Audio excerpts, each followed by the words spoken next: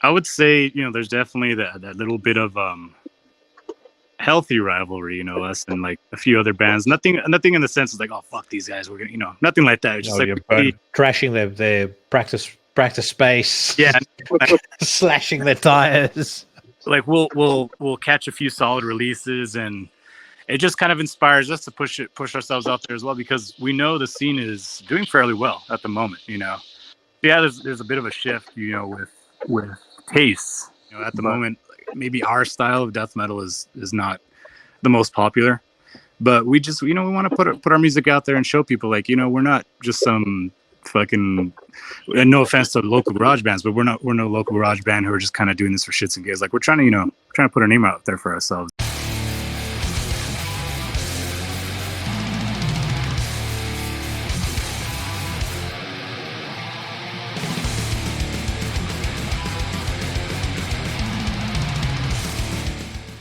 Greetings, Legion! Welcome to episode 212 of Into the Necrosphere. This week, Chris Monroy and Mike Delao of Skeletal Remains drop by to talk about the upcoming Skeletal Remains record, Fragments of the Ageless. We spoke about how Mike and Chris met each other. We spoke, of course, about new Skeletal Remains music. And we also uncovered over the course of the conversation first of all, that Chris doesn't enjoy being a frontman for a beastly death metal band, and also why he doesn't like his duties as frontman. But really fascinating and fun conversation that's coming your way very shortly. But before we get to that, on Into the Necrosphere, as you all know, we celebrate independent music week in and week out. One of the finest independent bands in the UK right now, in my opinion, is a band called Cult Burial. We've played music by them in the past. They have got a brand new single coming out called Condemnation, and you're about to hear it right now.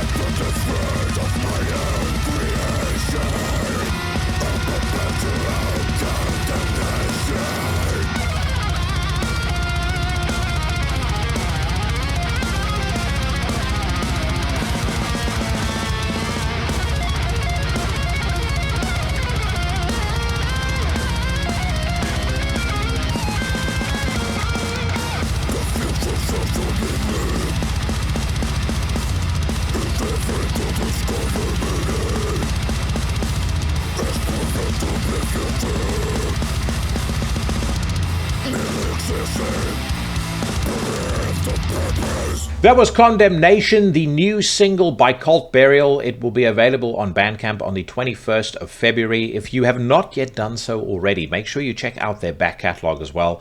They put out Reverie of the Malignant, their most recent album last year. Absolutely sensational. And then their debut or self-titled debut that came out back in 2020, and another one that I very strongly recommend you listen to. I'll have Simon of Cult Burial on the podcast at some point in the not too distant future, but in the meantime, head over to their Bandcamp, show them your love and support, and make sure they know who sent you.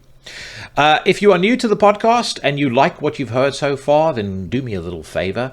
Grab the closest barbed wire wrap baseball bat and beat the subscribe button on your platform of choice until it begs you for mercy. You can also follow me on Instagram, Facebook, and X if the spirit compels you to do so. And you can head over to the Into the Necrosphere Teespring store to avail yourself of some of the range of fashion-forward, yet also grim and badass merchandise that is available there. You will be aware that I'm I was about to say a friend of, a member of a podcasting cabal, a gang of content creators that have got you covered from Monday to Sunday, which means that after this episode of Into the Necrosphere, you don't have to stagger around your house depressed and confused, wondering how you're going to cope for another week until you get to listen to a decent podcast again, because starting on a Monday, Brandon Legion brings you another episode of Horrorwolf 666. Of course, yours truly casts hexes and slays poses every Tuesday on Into the Necrosphere. Every Wednesday, Sensei Mike Hill brings you Everything Went Black. He returns on a Thursday alongside his co-hosts Sheriff Mike Scondado and Professor Jeff Kashid with another installment of Necromaniacs. They are closing in on their 10th anniversary, which is very exciting. The fantastic show, great way to decide what you're going to watch that weekend, because they review old and new horror movies. Always super entertaining, often very funny. Three great dudes, and I mean, first of all, congratulations on 10 years. Secondly, it is one of my favorite podcasts of the week. You should not miss it.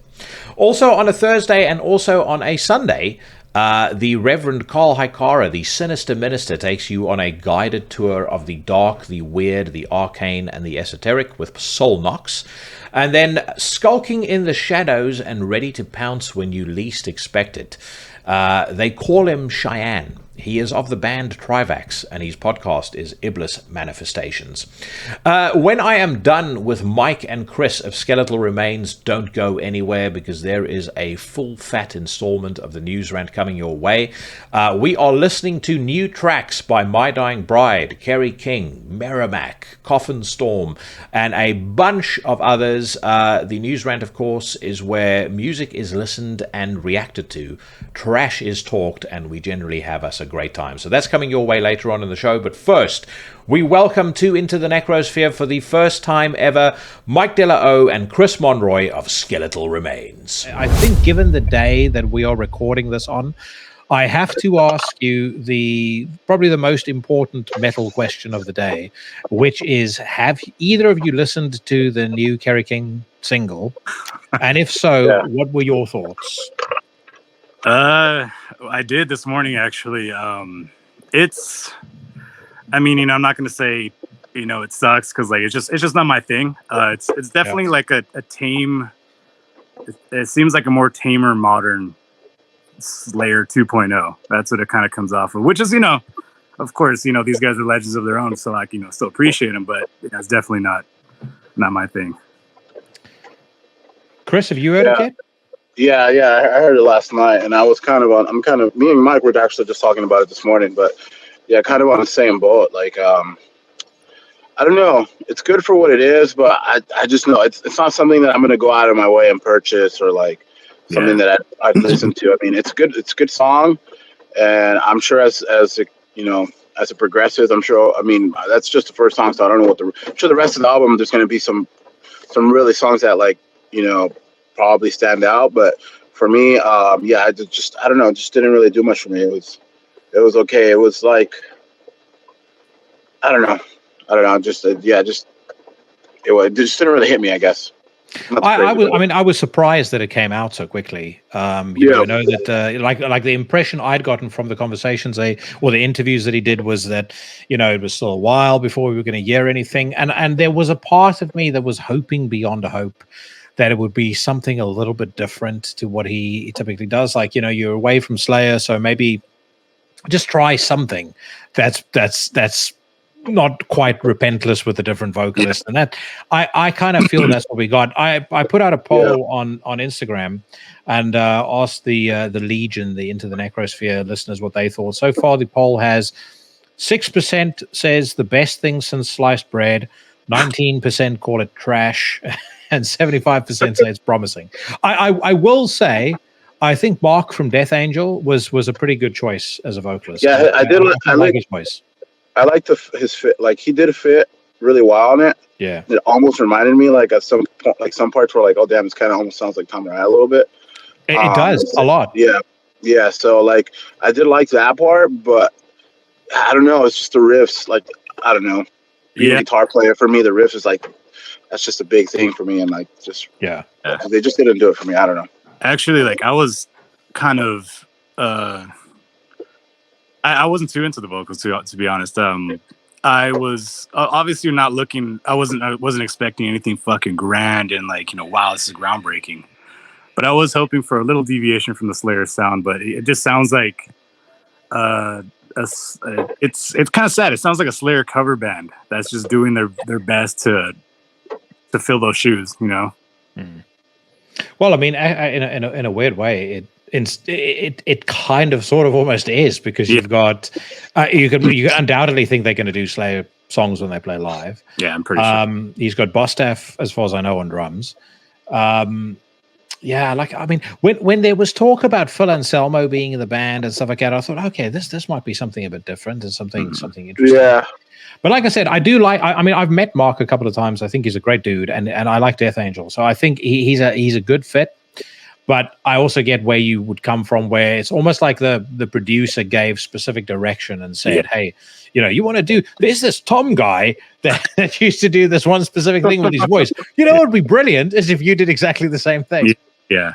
So I was kind of hoping for like something a little different. I mean, I knew it was still gonna have that Slayer-esque kind of vibe to it. Yeah, but this is just same exact thing they're rolling out, and it was a bit of a letdown to me, and which sucks because like Slayer is one of our biggest influences. We love fucking Slayer. Well, okay. Question is though, what era of Slayer?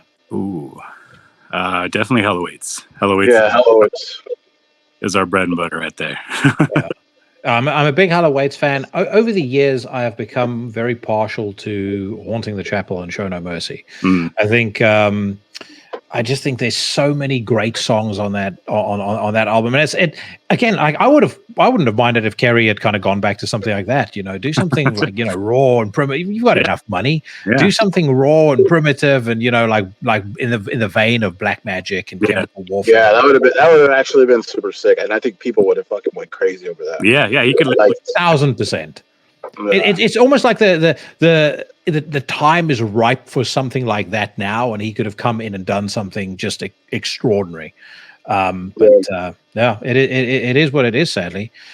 So now that you guys have effectively cancelled out any opportunity you'll ever have to tour with Kerry King, let's talk about the more.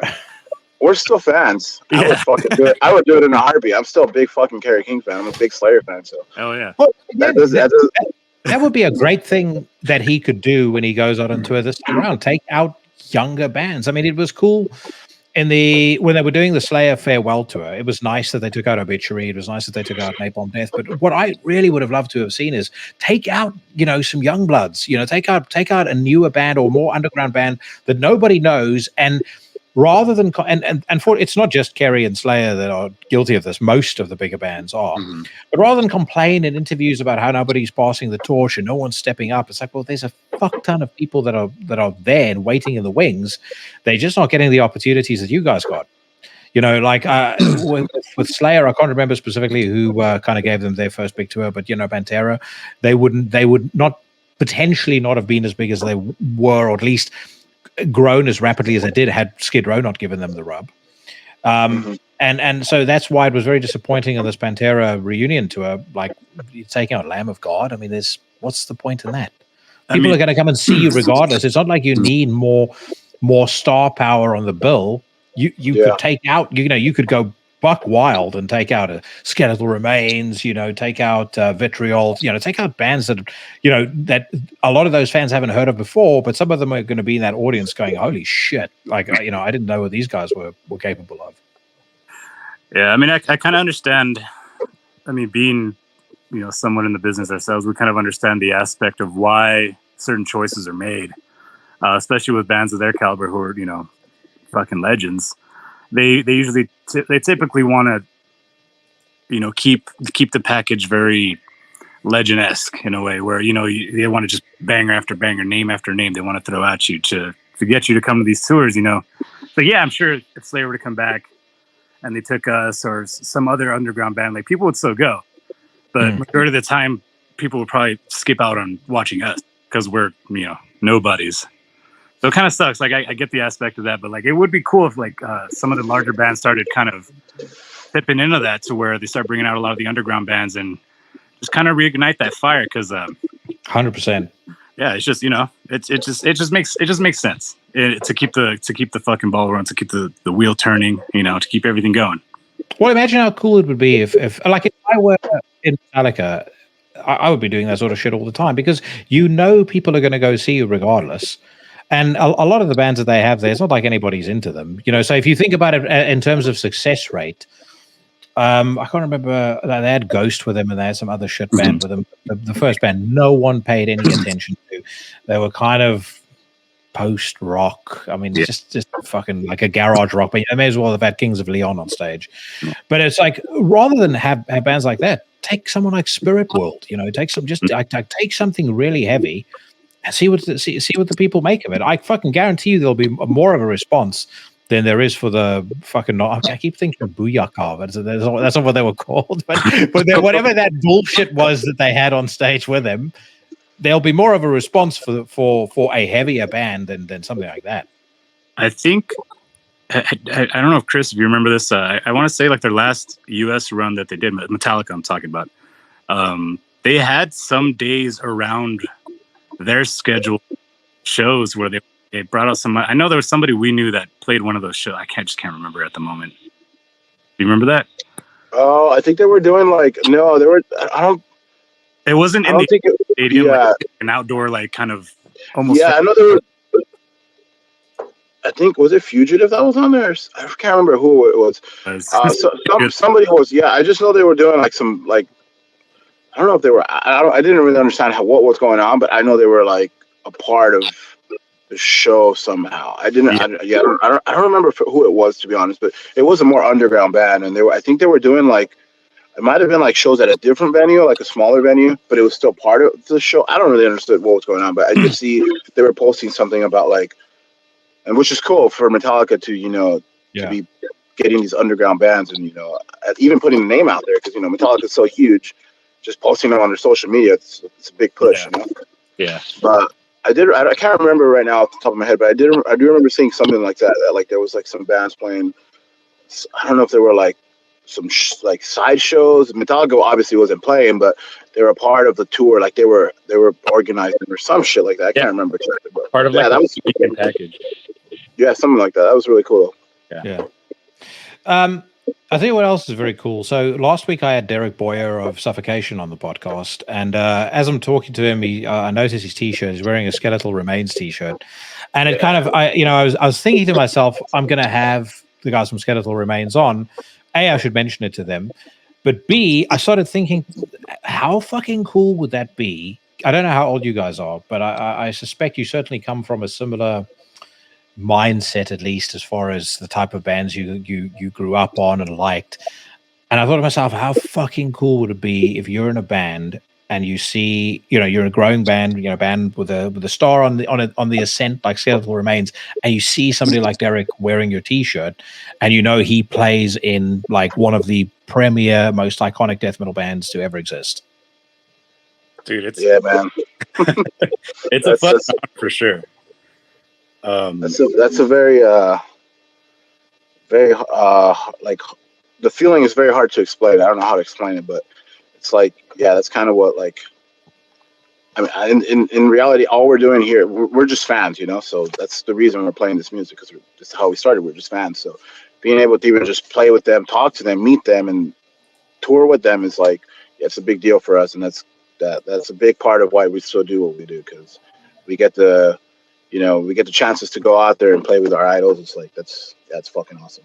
Yeah. But yeah, we just did a tour with them, and it was one of the best tours we've done. Like, we've done a lot of tours where we tour with either being like a bigger package tour or just, smaller bands. And sometimes, I don't know what it is, but like, we just like, I don't know, people are just different. So I guess like there's been a tour where we do a tour and like we see the members of the band literally the first day. And then obviously when they're on stage, we don't talk to them for the rest tour until the last night. They're like, oh yeah, thanks for doing the tour. And that's it.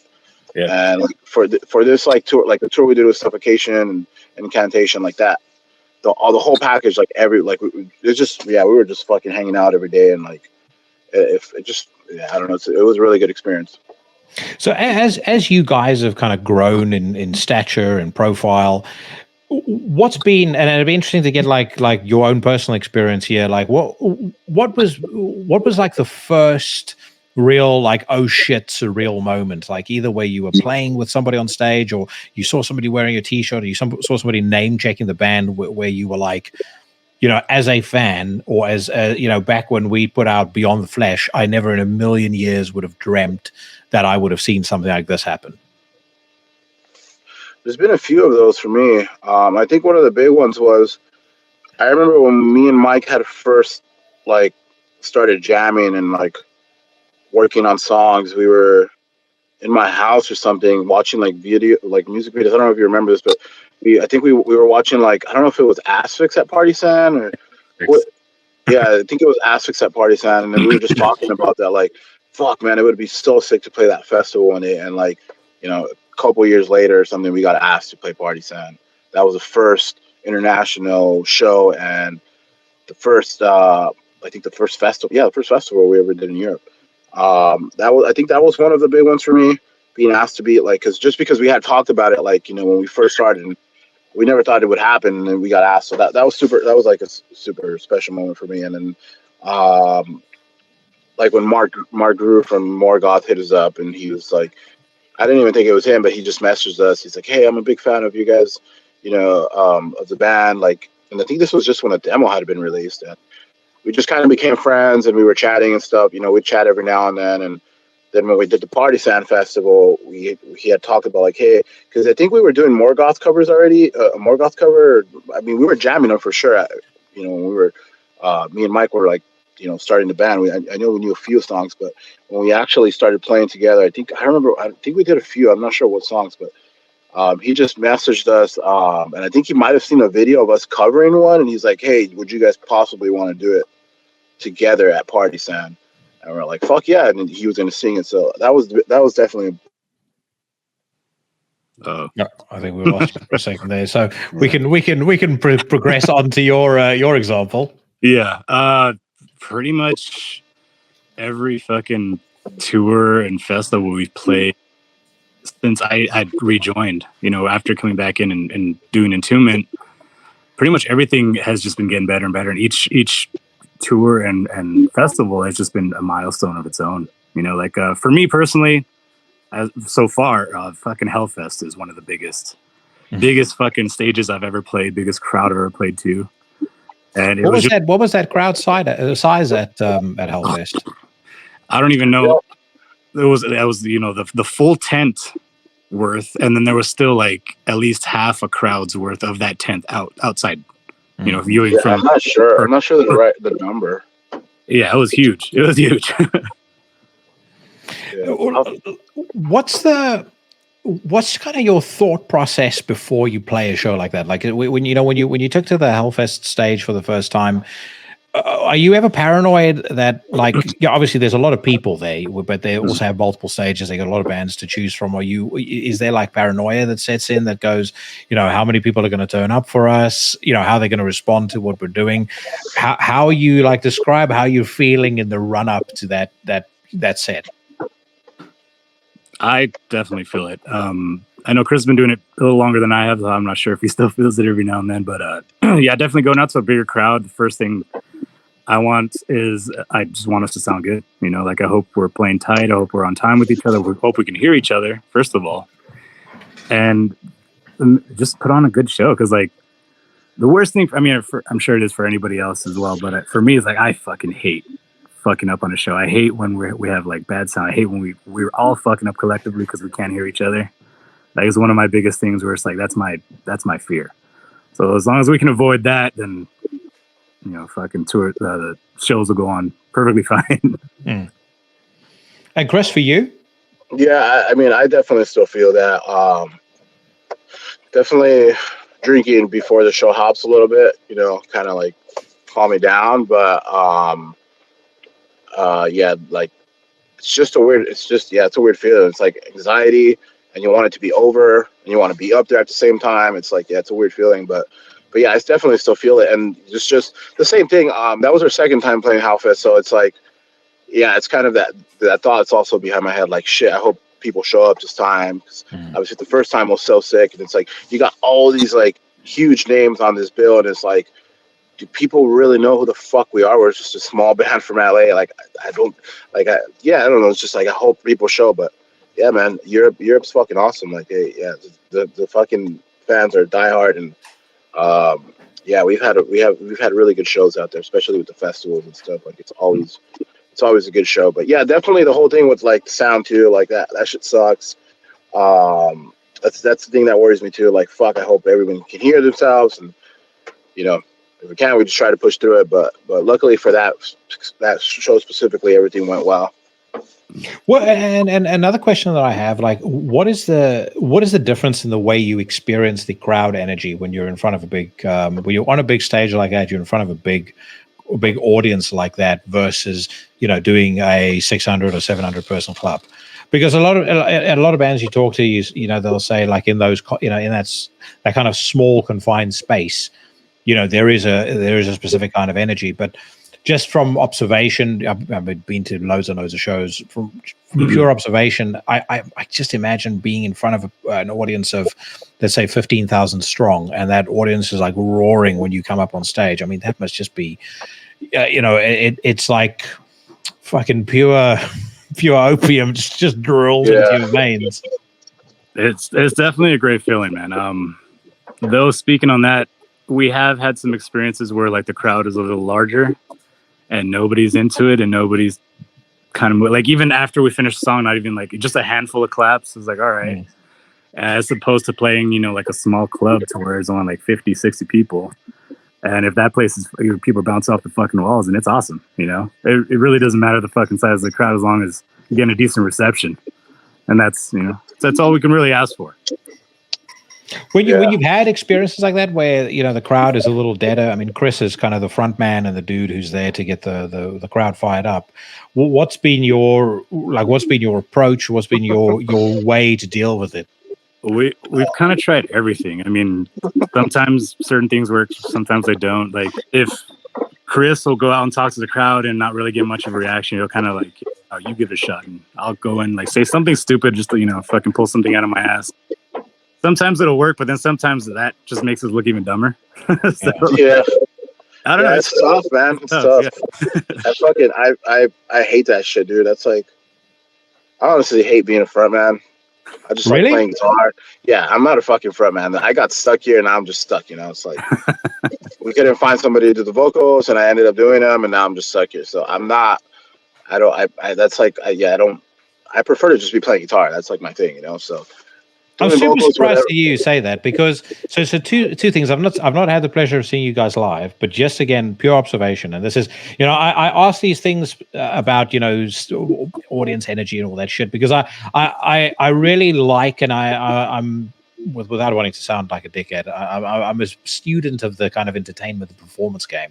I've just always been super fascinated by it. But you have a really, really great, like you cut a really great look. Like, if I go back to some of my favorite death metal from, you know, the early to mid 90s, you kind of have that classic look when you're standing on stage, and your vocals, I mean, especially on this new record, and I wouldn't say this to you were you know, if I didn't genuinely mean it, but yeah, you're like elite to the elite, mate. You're sort of like, you remind me a little bit of Steve Tucker, like to a point where I sat thinking when I listened to the what's the track called, To Conquer the Devout. I sat thinking to myself, like, man, Steve shouldn't leave Morbid Angel, because this dude is going to be the one they can recruit next. Yeah, right. Yeah, Steve Tucker is a big influence. Yeah, I feel like I don't know. I've definitely learned a lot with time. You know, like my voice has changed, and I've learned how to do things to, help my voice. But in reality, yeah, it's not my thing. Like I would prefer to just be up there playing guitar. But so that's why I hate the whole aspect of like speaking to the crowd and like trying to get the crowd going. I fucking despise that. I do not like that at all. I just like going up there and playing my music, and that's it. But obviously, like I said, when I drink a little bit, that helps me loosen up a little bit. But I don't know if it's like anxiety or what. Like just it's like when you're in. That's why I hated school. Like being in school and like having to do a presentation, everyone's just looking at you. And it sucks because like. I'm a musician, so that's essentially what I'm doing. I'm just on stage and everybody's looking at you. But when I'm just playing my guitar, it's a whole different thing. I feel way more comfortable. But when I'm singing and having to talk to the crowd, it's just, I don't know what it is. I don't like doing it. But like Mike said, we tried different things, man. And sometimes it works, sometimes it doesn't. Sometimes the crowd's just not having it and they're just not into it. Or I don't know. Sometimes they're just tired because the slot we're in, and the rest of the bands have tired them out, it seems like, but yeah, I don't know. No matter if they're into it or not, we just we go up there and we just do what we have to do. Yeah. Controllable. The thing is, I've also seen bands, be in that situation and do a lot of different things. I remember this absolutely terrible band, Johnny Truant from Brighton here in the UK, opened for Anthrax when I saw them play once, and they played in the London Astoria. There's like it was like a 2,000 capacity club, like a largish club, very legendary, right before it got torn down. In any case, they do like their first 3 songs. The crowd is fucking deader than fried chicken. Right before the next song, this one dude from up in the balcony yells, and because the crowd is so quiet, it really echoes through the whole building. He shouts at the band, "You suck and you're gay." The vocalist is like, "Who said that? Who said that? This next song goes out to you because you might think I'm gay, but I'm not." Yeah. And he's like throwing like a high school fucking temper tantrum at this guy who has literally said one of the stupidest things I've ever heard in my entire life. I mean, it's like a childish, like petulant insult that he's thrown at him, and this guy just handled it so bad. I mean, the crowd wasn't even just dead after that. I mean, they were actively booing. Same deal with this really shitty like Evanescence style band that they got to open for Slayer inexplicably one year called Ageless. And the woman is like, the woman's, she's singing her heart out, but the crowd are not feeling it, and she's just getting more and more obnoxious with them, and the crowd's getting more pissed off and, yelling Slayer, Slayer, Slayer in between every single thing that she's trying to say. So, yeah, it's tough. Other dudes make it work for them. I remember reading about Greg from Dillinger Escape Plan when they were on tour with System of a Down in like 2002, 2003. And the crowd would boo, and he would just fucking be livid with them, like shout, scream. And weirdly, obviously, we know what happened to that band. It seemed to somehow just work with the audience. So some dudes could just pull it off. Yeah, that's a nightmare. I would fuck that. Luckily we haven't gone through the booing part, but yeah, I don't know. That sounds scary, dude. Especially having like another band, like for example, whoever's playing after you, having their name shouted like, "Get the fuck off stage, we want them," like that. That's tough. I mean, we did kind of get booed in one of the shows in Australia. Yeah, when who were you playing? I mean, with?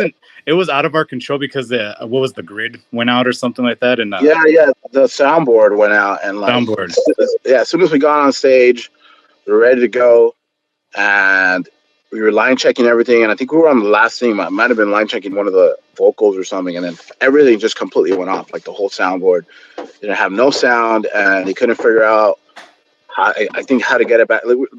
Long story short, we were standing up there for like, I don't know, close to an hour, just waiting for them to fix it. And like, Shit. you know, it's at the end of the night, we're headlining, so everybody's already kind of wasted. And yeah, they were just pissed off, like, what the fuck? And I think they thought it was like us just like not wanting to play or something, or I don't really know, but it was like, dude, we can't do anything. There's no fucking sound. Like, what the fuck you want us to do, you know? But yeah, I think that was the only time we got booed, and I think Mike got a bottle thrown at him. Yeah, somebody threw a beer cup at me. If you really wanted to shine them on, you should have walked off stage and then had as your intro tape, "Welcome to the Jungle." Because I think people's intolerance towards late starts. I mean, I think anyone, again, if you're older than the age of 45, you probably went to go see Guns N' Roses at some point, and you were one of those people that stayed there until 11 midnight before Axl decided to finally come out on stage. Yeah, that was a pretty shitty experience, but yeah, that was. Who did you guys play with when you were in Australia? We were just doing a headlining run, so it was mostly us and like locals. I think that one was that was a festival. Yeah, that was a festival, but I think we were headlining. I can't remember right now with the rest of the bands, but it was mostly just I think Australian bands. And we were playing. We did a few dates with Stalker from New Zealand. We did like, I don't know how many, like maybe like 4 or 5 shows with them. Yeah. Yeah, but for the rest, it was mostly us headlining, so there was just locals and stuff. The shows were fucking amazing, dude. Like, it was way better than we expected. Most of the shows were sold out. I think we did one show where we did 2 nights in, what city was that? Do you remember?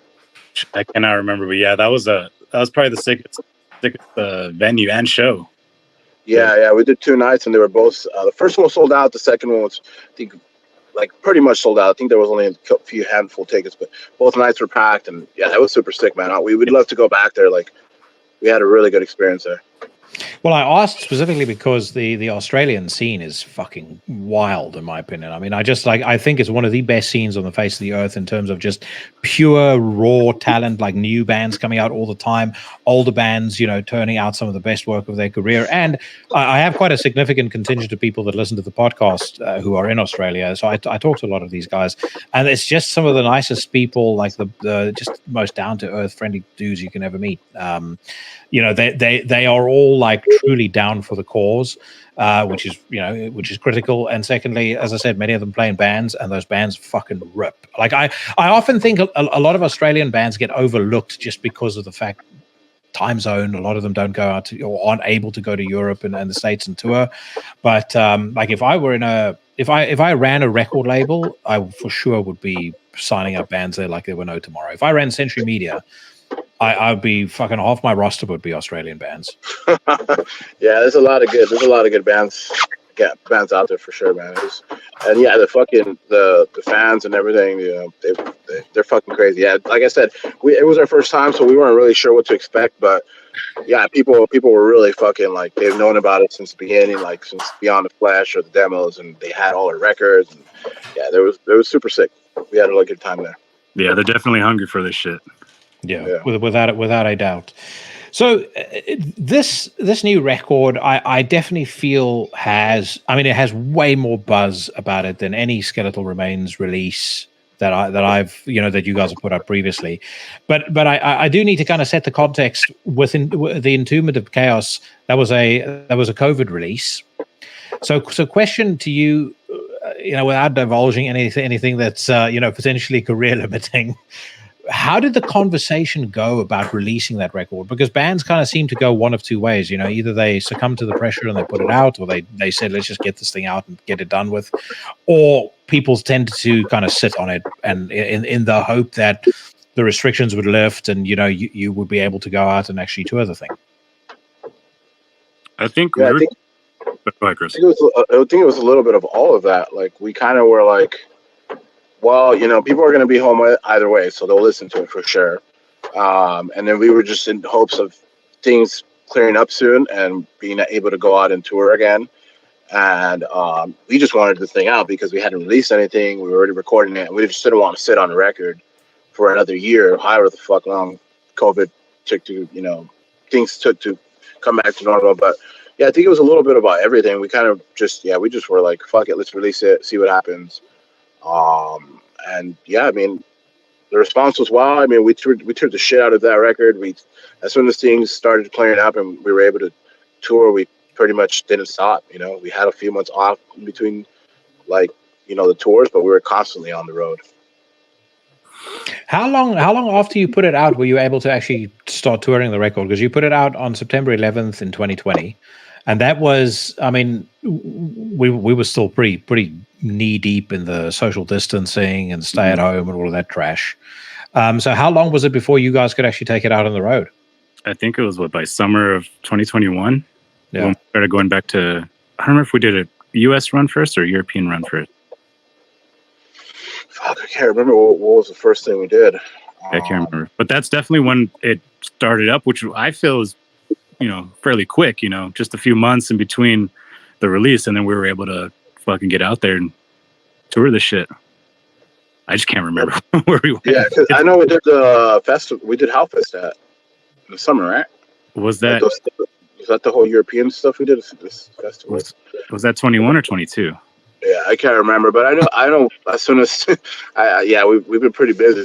So like as soon as we were able to, I know we we were nonstop. We were trying to do as much as we could. Because normally, as soon as the record gets released, we'd be, you know, we'd already have a tour lined up and all that. Since that was impossible, you know, we had to wait and shit. But I can't remember right now off the top of my head how far apart was when the album was released to when we started touring again. But I want to say you're right. Something like summer of 2021, I think. But I'm not 100% sure. I can't remember. Yeah. What did you find the crowds were like, you know, on that return leg? Because it's always interesting, like hearing people's, you know, different people's experience of what it was like touring straight after COVID. Like there was you know, some folks will tell you there was a bit of a hesitance from the audience. Other people were like, I remember I had Chris Canella on here when he was still in Deerside, and they had played a show in Florida, and he said people were fucking going insane. Like he said it was like shows like in the early 90s. Yeah, it definitely depended where we were playing. But I would say for the most part, you would just get like a handful of people who were still trying to, you know, keep the distance, would have the masks. Otherwise, everybody was just kind of like, fuck this. Like, fuck About to say, a death metal show is the last place you're going to try and keep your distance. Yeah, I think for the majority of like everybody it just almost seemed like there wasn't, like COVID wasn't a thing. Like everybody was like, fuck this, we're at a show. Let's, you know, have fun. It's how it should be. Yeah, I don't remember. I mean, I'm sure there was a few. Yeah, like Mike said, there was a few people around, like wearing masks and stuff. And some people would have them, but like they wouldn't even have them on. They just like have them on. Yeah, just be on their chin. Yeah. But fuck, dude, I can't. Like, it almost seems like that. Like I'm trying to think back, and it just seems all blank to me. Like I don't know. I can't really think of. I'm trying to think of it like any show specifically, but yeah, nothing comes to mind right now. But I think didn't we do the Defeated Sanity thing right after? I think so. I can't remember. That might be it. That might be it. Yeah, and I think that was like, yeah, I'm not sure. I think that was January of 2021 or 20. I don't know. Anyways, but yeah, shows were sick. It almost seemed like, yeah, COVID wasn't really a thing. But yeah, there was also some shows there. Like, I remember we did like some shows in, I think it was in the Bay Area, where they were like, oh yeah, you have to be vaccinated to play the show. Obviously, you have to wear a mask at all times. So there was some shows where like things were like you had to follow these rules, and there was some shows where they didn't really give a fuck. They were just like, you showed up, and it almost seemed like nothing. Like COVID wasn't really a thing. Anywhere in the free state of Florida, it's fucking weapons free. Do whatever you want. yeah, pretty much. Yeah. You mentioned, Mike, that you've moved to Denver from. I mean, I assume you were living in California previously. Yeah. Was that happenstance, or was it related to some of the craziness in California over COVID, and you decided to join the rest of the Californians and get out of Dodge?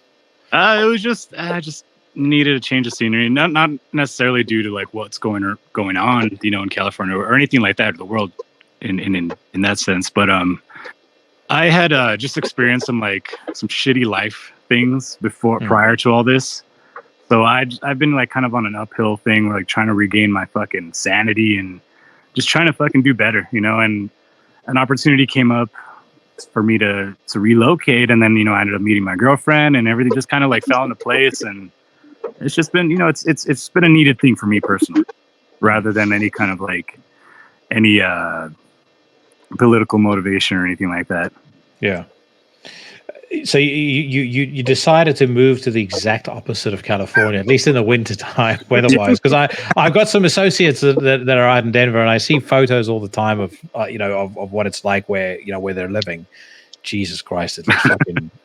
It gets cold in London, but I mean that is just like next level shit. Yeah, I mean to me, like thankfully it hasn't been too gnarly. I mean I haven't had to do too much driving around in the snow. Like whenever it gets pretty bad, we just kind of hunker down and hang out. Yeah. But I think the worst I've ever experienced out here, I think there was a few days we got down to like -12 or something like that, which sounds intense, but it was weird because like you're going outside and it feels cold no matter what fucking temperature it is. But once you start getting to those crazy extreme colds is when it feels really weird because you go out there and you're just fucking breathing and you feel your nose hairs just sharpening up and getting fucking all icicle-y and shit. So it's new, but it's nothing too brutal to try to get used to. Yeah. And Chris, are you still in California? Yeah, I'm still in LA. Me and Mike used to live like 5 minutes away from each other. We went to the same high school and stuff. So I was just about to say. So where did you guys meet each other? High school. Yeah. What was your first thought about Mike when you first saw him, Chris? He was a bitch. I don't know. I think we met I don't know if we met through friends first or we met in guitar class. I can't remember. Yeah, we met. I know we had friends first, and then together. Yeah, and then we had like music together in guitar class, and then obviously when we have that class, it was just like us fucking around and like, playing shit together and jamming. So we kind of all shit together, and I lived in front of the high school, so like my house was always like the hangout house after school. Everybody would come to my house, and then I'd have like a whole setup. We'd have drum set because my brother also played music, so we'd have like a drum set and amps, and so we would always go there and like jam and piss off my parents and shit. And it was cool. And that's we've just kind of remained friends since then. And I'm still in the same area, which is Whittier. That's where we met and kind of grew up. And so that's where I'm at, man. Right now it's been raining like crazy for the past 2 days, so it's not so sunny at the moment. Yeah. Well, we're about to say that's actually why I was wondering whether you're still based in California. I was like, I'm not used to seeing rain, anywhere near somebody who's based out there. But so the separation between you guys now geographically, like, how does that impact the band, or how you guys go about writing and doing your thing? Like, have you guys ever been a band room band? I mean, it sounds like at least there was that in the early days. Yeah, in the early days for sure. I mean, in the early days. The lineup that was, part of the band then, we were all in the same city, so we were able to get together and jam all the time and write shit together. But now, like towards the second record, Condemned to Misery, or like after that, it started becoming more of like me writing by myself. And then here and there, I'll have help from the other guys. So I kind of started getting used to that. And then once Pierce and Brian came into the band, they're out of, fucking Portland, Seattle area. So I was already kind of used to doing it that way. So Mike moving didn't really like cause any issues because we were doing it already. So like we were either writing on our own and just kind of, sending each other ideas. But like when we really need to get together, like for this record, actually, it was the first time we all got together as a band since Condemned to Misery and wrote stuff together. Like we actually all were in the same room and we would, share it. Not every day, but as much as we could, that we would fly them out. And Mike was still living here in LA, so we would get together and like try to piece ideas together and just try to write shit. And that hasn't happened since Condemned to Misery. I don't know. It's kind of like each way has its advantages, but yeah. I used to both ways already, I guess, if that makes sense. But like if we need to, once we need to start writing, I'm sure Mike, can either just send me ideas or he'll come down. Like he flies down every now and then to his family's still here, so he'll come down and visit, and we'll get together and shit, and still write stuff together, and then we'll just send them to Pierce and Brian, and they'll fly in. So yeah, we've been doing it like kind of both ways, I guess. Was it a conscious decision to do like the writing together for this new album? Because it definitely, like, if I have to compare what I've heard of Fragments of the Ageless with the Entombment of Chaos as an example, Fragments of the Ageless definitely sounds much more alive to me. It's much more, it's got a much more organic sound. It's got a much more pissed off sound. Like the impression you get is that it feels to me like you guys have something to prove when you hear it, and in the best possible way. Like when you hear some of the early records, like you hear Legion or you hear Cause of Death, or the albums where the mythology around it is that Obituary came out and they wanted to show people what they can do, and Deicide wanted to put out something that was even more brutal and more extreme than the first record, and therefore Legion came out. This Fragments of the Ageless has that feel to me, like its place in your discography is that album where you guys are coming out with a huge amount of piss and vinegar.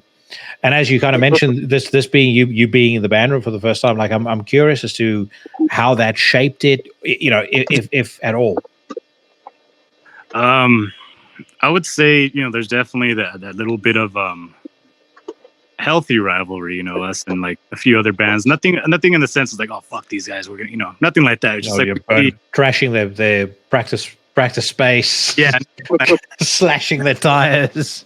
Like we'll catch a few solid releases, and it just kind of inspires us to push ourselves out there as well, because we know the scene is doing fairly well at the moment. Yeah, there's a bit of a shift, with tastes, but the things get. We feel like our record, hopefully, you're cutting out a little bit at the moment. Oh, no. Yeah, I heard that too. Okay. Sorry, just say you kind of cut out when you were saying there's a shift in tastes. Yeah, there's a bit of shift in taste where at the moment maybe our style of death metal is not the most popular. But we just, we want to put our music out there and show people, like, we're not just some fucking, and no offense to local garage bands, but we're no local garage band who are just kind of doing this for shits and gigs. Like, we're trying to put our name out there for ourselves. And of course, like I said, it's nothing, no hostility, nothing like that. It's just a friendly type of competition, where we like I stated before, we find a solid release and like we can top that without trying to sound like a dick. Like we can top this, and of course. I completely get it. I'm like that with the podcast. I'm frankly like that with every single thing in my life. I'm definitely like that with the podcast, and it's not. I don't mean anybody ill. I don't want their podcast to fail, but I at least want to challenge myself to do the best that I can do, and to do what I perceive to be better than that, and hopefully they feel the same way. Iron sharpens iron. Exactly. But I'm curious, you mentioned about tastes changing. I agree with you. I'm curious to get your take on how those tastes are changing. Like, how do you guys perceive it as a band, somebody actually in the thick of doing this? I would say, like, most recently, the hardcore kind of like slammy kind of style has become more prominent, which is, it's cool. There's tons of great bands who fucking do it well. And, there's also tons of bands who don't do it too well. But aside the point, like fairly recently, we played on one of the tours we did recently. We played a festival where it was mainly hardcore type bands, and we're up there. We know we're playing pretty solid because towards the end of our touring cycle, like we're fairly comfortable playing these songs, like with our eyes closed at that point. So we know we're doing fairly well, and like we're getting nothing from the crowd. So it's like, okay, it's just not our. Yeah, it just wasn't the crowd. Yeah. But yeah, there's definitely, I feel the same way. There's definitely a big, which is not a bad thing, It's just, for me personally, like death metal, I I'm a guitar player, so like a riff is very important to me. Like I don't know, like a certain type of riff. Like I don't know. I just like when like bands like really focus on like a riff and like structuring their songs with good riffs, not just like I don't know. It's really hard to explain, to be honest. Like not just like all these like super simplified riffs. And that it could be cool too. You know, people like that, and I enjoy that too. But for Skeletal, like for me, like the people that inspired me, I've always liked like for Slayer, for example, like fucking Riff. You know, Riff Kings. Like that's what I fucking. That's when I like to write Skeletal, I want to make sure there's some fucking sick, catchy riffs. You know, I don't know, hard to explain, but no, yeah, I know what you mean. I think from my observations being in terms of the shift in taste, I think there's definitely a much more of a black metal influence that's coming into death metal now. Certainly the death metal that I like. I get what you mean about the slam stuff, but I think that's the preserve of a slightly different age group, first of all, and secondly, I think what it actually does, and if anything, I think it creates an opportunity for a band like Skeletal Remains to stand out. It's like, you know, there's not loads and loads of bands doing the stuff that you guys are doing. Certainly not doing it as well. But I do think at the same time, I think, you know, death metal is in an absolute golden age of creativity right now. There are so many great bands coming out. And I think one of the things that's maybe for me the most exciting, maybe it's because I'm growing older, is actually watching some of the legends putting out like some of the best work of their careers. I touched on that earlier, but I mean, you can go down the list of bands that have put out stuff in the last, say, 3 years. Cryptopsy, Dying Fetus, Cannibal Corpse. I don't know if they put out something in the last 3 years, but certainly the last couple of Pestilence records were fucking fantastic. You know, these are dudes that have been around. You know, they've been around the block a couple of times, and by rights should maybe find themselves in the same kind of creative slump as Kerry King, or at the very least be stuck in their ways to such a point that you go, well, I fucking heard what Cryptopsy sounds like on None So Vile. You know, they're not gonna present anything new to me, but they keep doing it. You know, Napalm Death here in the UK, there's not a single Napalm Death album, and that's not pure death metal, but there's not a single Napalm Death album that's been released that doesn't present something a little different and something a little bit interesting that you go, oh shit, I've never heard them do that before. That to me is what keeps the genre so exciting. You know, and again, it's cool that a band like you guys actually then have an opportunity to kind of buck the trend, do your own thing, because, you know, trends come and go. Yep, I agree. Yeah, 100%, man. Do you guys feel like there's a degree of excitement for Fragments of the Ageless that you maybe haven't had on another album before? But because definitely, as someone from the outside looking in, there's a hype to this album that I've not seen for any Skeletal Remains release. You know, that's come out thus far. I haven't, because I've been kind of living under a rock since we got back from fucking tour.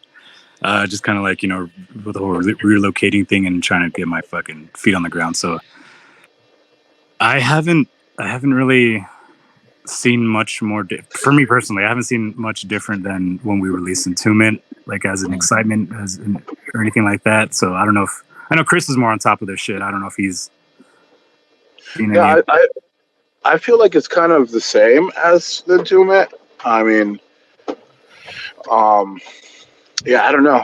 That's a tough one. Like, it's hard to say because everyone's point of view is different, you know. But for me personally, I think it's kind of similar to the Entombment of Chaos. I think people are just as excited as they were for that one. But like with every record, I feel like this record is we're gonna lose fans and we're gonna gain fans. So like, yeah, I don't know. It's like every record we do, we try to not repeat ourselves. We try to do something different, and sometimes that, like, you know, doesn't work out for the best. Some people don't like it. Some other people that didn't like the last record will like this record. So yeah, but as far as like, to me, it just kind of seems like the same. Like it's kind of similar to the Entombment, like same vibe as far as like excitement and how people are hyped for it. I would say I think we did do better as far as sales or pre-orders for this record than Entombment for sure. Yeah. Yeah. Well, we shall see. As I said, I definitely my sense, and again, I think you guys should be very encouraged by this. Like my sense is there's more anticipation about this album than I can recall there being for any other Skeletal Remains record, and that's a very good thing. And I think it's really well deserved. If you having heard the record, it's fucking absolutely sensational. What are the plans post the release of this album? Getting back to it, hitting the fucking road. Yeah. Yeah, we have the album release shows, which I believe start March 7th, so it's fairly around the release date. And then we have some summer festivals in Europe. We also have a US tour that we haven't announced yet that will be happening, I think May, June, something like that. That should be getting announced soon. And then there's talks about going back to Australia actually, and possibly doing Japan. You guys done Japan before? We have done Japan before. Yeah, we did. Asakusa. Yeah, we did Asakusa. I think it was 2 or 3 dates in Tokyo. What is it? Sorry to interrupt you, but what is the crowd like over there? Oh, it's fucking great, man. Yeah, for me, like Japan is like, that's one of my favorite places. Like, not just for the music, but just the place in general. Like Japan is fucking beautiful. So I'd love to go back, and I love that. I've been there 3 times, I think, with this band, and then I had another band that I've gone out there with. So I'm definitely stoked to go back. But yeah, there's a couple things that we have planned, but nothing is announced yet or completely booked. But for sure, we should be announcing the US tour in the next couple weeks. Right after that will happen right after the album release, and then there's plans to do a pretty big package early 2025 in Europe. So we'll see if that happens. But yeah, man, our plan is just to try and get out there and play this record for everybody as much as possible, and try to play anywhere we can. I'm curious, and the reason I asked about Japan is, what is the audience like in terms of their response or the way they respond to the music? Because I recall, I'm a big MMA fan. If you watch some of those old Pride fights, like the crowd never really they're not as animated as like a Western crowd. Western crowds like yelling, shouting, carrying on. They sort of have this quite. I'm trying to find the right word. There's like a kind of reserved, like a reserved appreciation. You'll see like a sequence that 2 guys have engaged in. Like let's say Mirko Krokop against Fedor. Legendary fight. Yeah. There's a couple of blows exchanged. They'll sit completely quiet for like that 2-3 minute period where we're getting into the tail end of things, and then they kind of clap. and then the fight goes on. And I've always been interested. I try and take note, but obviously it's hard to tell from a video. But if you see bands playing Japan, I'm like, I wonder what the audience is like at a death metal show versus an audience in Australia or an audience in the States. I haven't been there personally myself yet, but I've been noticing through other bands, other live footage that I watch. It seems like they're kind of breaking out of that. Like not 100%, we're full on westernized, like how us crazy fucks are out here. But they're definitely letting loose a little bit more. I'm seeing I don't think I've seen much pitting yet, but I have seen head banging, the whole fucking just getting into it. Been seeing that more. So I don't know. We'll see. Yeah, we had. I remember there was crowd surfing for sure. A lot of front row headbanging and stuff. But I think there was pits actually. I do remember when we first played that festival, they're not huge pits, but there'd be people pitting and stuff. But it is a little bit different. They are, like you said, a little bit more reserved. But they're still fucking out there and super maniacs and shit. So and I think that's been one of the shows that we sold the most merch on one night. Wow. Yeah, people fucking went crazy. I think that's the most we've made on one show from selling merch. But yeah, man, and the people are fucking awesome. They're it's they're so I guess gentle, super I don't know. It's hard to explain, but they're super cool though. Yeah, like yeah, I'd love to go back there and play there again, especially with this lineup and like this with this record, you know. Mm-hmm. All right, we're going to wrap it up, and I'm going to ask you. You mentioned you mentioned riff writers earlier, so let's an appropriate way for us to cap this conversation. Each of you pick your 3 favorite riff writers of all time. Doesn't matter. I mean, it's going to most likely be in the death metal genre, but it doesn't have to be in the death metal genre. So, Mike, we'll start with you. Three greatest riff generals in, as far as you're concerned, in history. Well, first and foremost, fucking Hetfield. That's like our number one fucking, you know, when it comes to why we do all of this. Yeah. Next, I would say Eric Rutan for sure. Within the past like decade, I've like just full on just this dude is my fucking guy. Like I love this guy. I love everything he does. And you guys haven't worked with him yet, have you? No. We've had some plans in the past, but you know, timing of it, and I think as well like fucking COVID. So it was just kind of all over the place.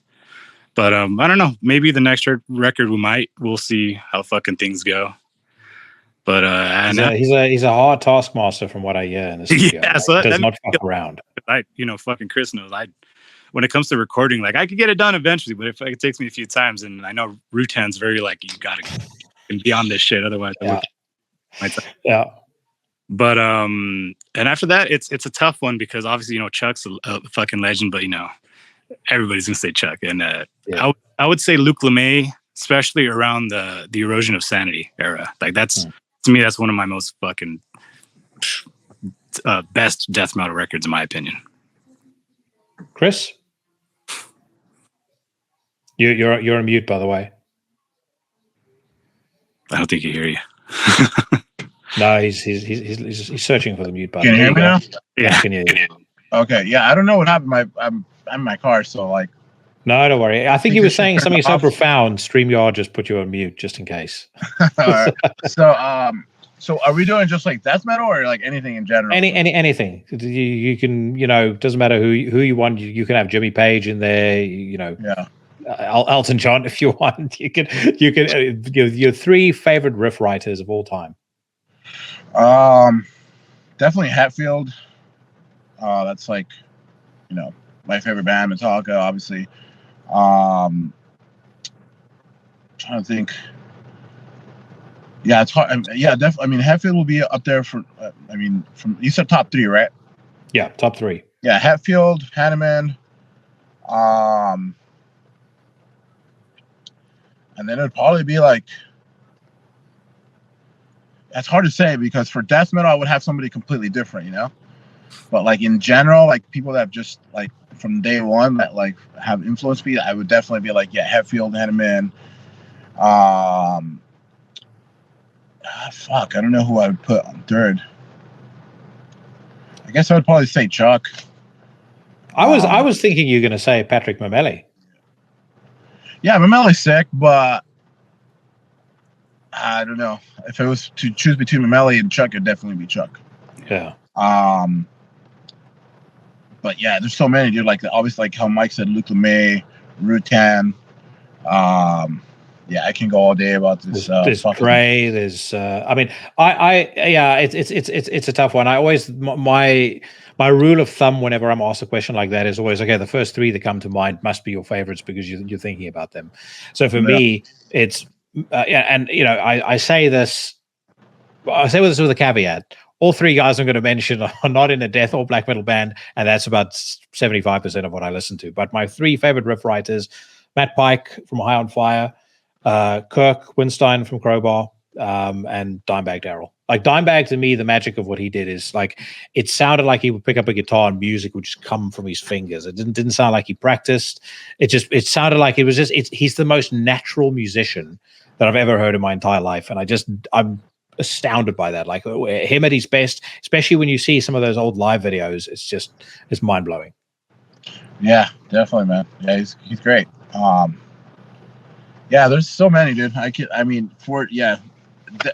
I was going just for death metal, it would obviously be like Chuck, Murphy, and probably Rutan. there's so many. Hops, Dorito. There's so many. Yeah. Fuck yeah. There's just I can go all day about it, but for sure, if there was like one that was picked number one, I'd definitely say James Hetfield, because that's been the one that like since the beginning. That's like, I mean, obviously I'm more of a lead guitar player, so Kirk Hammett made a bigger impression, but when it came to like riffs, it was Hetfield for sure. Well, gentlemen, congratulations on Fragments of the Ageless. Like I said to you, I think it's fucking fantastic, and I really do think this is going to be a big record for you, and I hope I'm going to see you at some point in Europe, but I had a blast with this conversation, so thank you very much for your time, and I'll hopefully see you around the, well, not the continent, I'm on the island off the continent, so who actively want to not be part of the continent. But yeah, take care of yourselves, and we'll speak soon. Cheers, all right, man. Take care. Have a good one, man. Thanks so much for your time. Bye-bye. Bye-bye.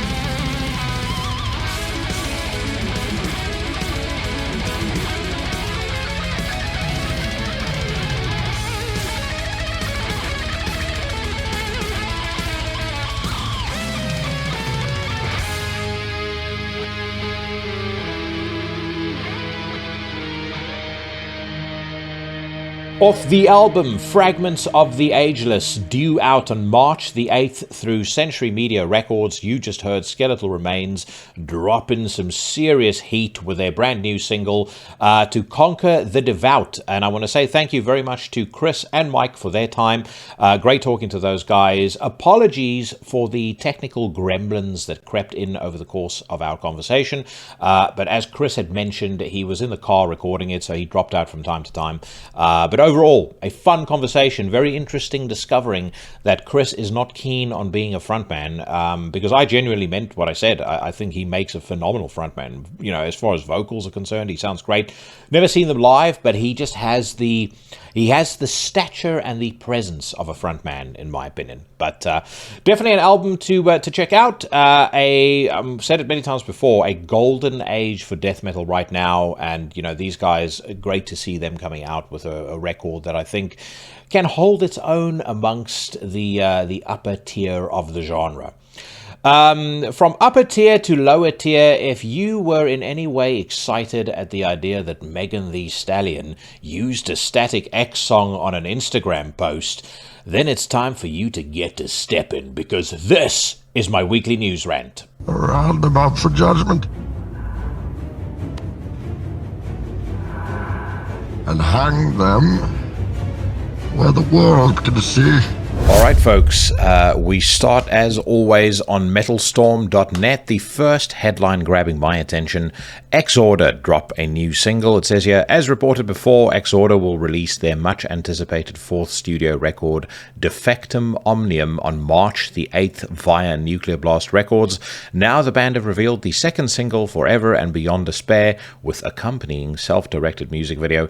This, of course, is the follow-up to Mourn the Southern Skies, which came out back in 2019. And that was the follow-up to The Law, which came out back in 1992. And if you haven't checked out The Law and Slaughter in the Vatican, which I assume anybody who's listening to Into the Necrosphere is very well acquainted with those records, but you know, if it's one that's sort of been on the back burner for a couple of years and you haven't visited with it for a while, I strongly suggest you do.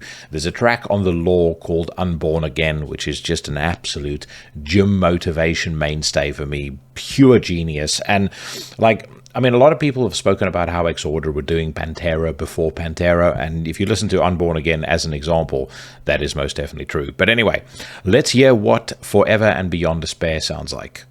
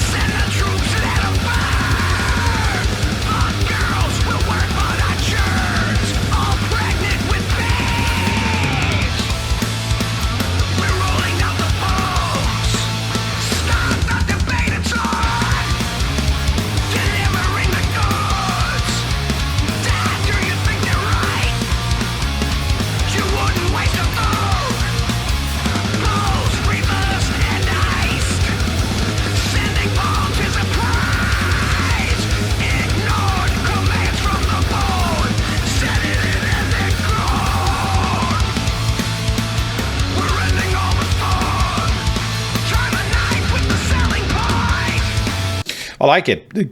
Quite punky. I think it's got a really, really sharp hook. I think really everybody in the band sounds like they are in top form, as you'd expect from a band like this. And the music video, for anybody watching this on YouTube, I really like as well. Kind of a send-up of what looks like sort of 80s newscasting. I don't think there's... I mean... Is there a lot of complexity to what we're listening to? No. Has there ever been a lot of complexity to Exorder? No. I mean, you know, they've got a very singular approach and a very singular way in which they deliver songs, and you know, I guess that's why we like them. So, I think this one is a short, sharp, and sweet track. It's only 3 minutes and 18. We're already through a third of it, but let's give it another 60 seconds.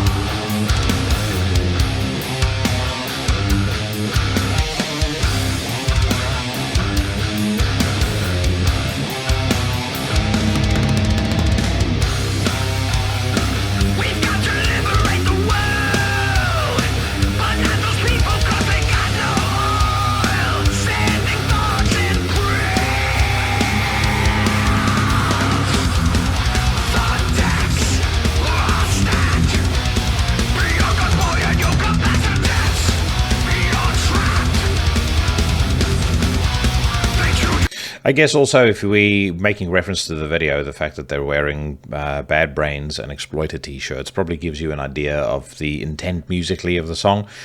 Naturally, it's not as hard-hitting as true punk classics like Basket Case by Green Day, but I am talking absolute shit, of course. Yeah, I like it. It's, it's not blowing my mind, and it's certainly not one of those songs where you listen to it and you go, okay, albums of the year 2024, it's case closed. These guys are going to be at the very top of the list, but it's very enjoyable. I think that's probably the best way to describe it. All right, let's see what is next. Night Shall Drape Us to release their debut full-length. It says here, black metal formation hailing from Finland, Night Shall Drape Us announced the release of their debut studio album to be entitled Lunatic Choir. It's ready to land in stores on April the 26th, 2024 through Season of Mist. Check out a lyric video for the album's lead single, Under the Dead Sky Down Under. Interesting that it's a debut on Season of Mist. They normally are a label that, and I speak under correction on this, but they strike me as a label that typically let a band kind of prove themselves over, at least one or two records, and then they tend to pick them up. But I've just had a quick scan of Metal Archive. It doesn't look like these guys have, sort of any background, pedigree, history, at least none that I'm instantly aware of. So I've got pretty high expectations of the song.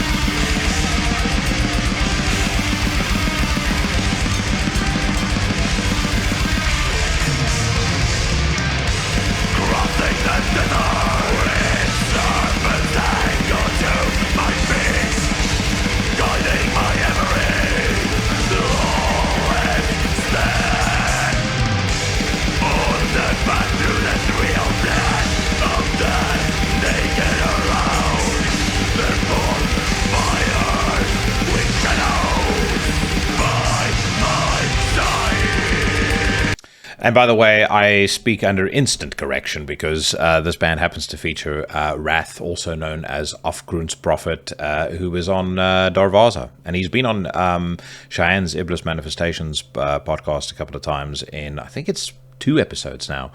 Both excellent. So yeah, the band has some pedigree, which thus clears up the mystery as to why Season of Mist signed them straight away. Musically, it sounds very good. There is a definite Darvaza vibe in what I'm hearing, and that's not a bad thing at all. I absolutely love the last Darvaza record, and I love most things that Wrath has been involved in. But it's aggressive. It's severe. It has the appropriate level of rawness, but things are also clear enough that you can actually hear the riff, or the main riffs in the song, I should say. So far so good.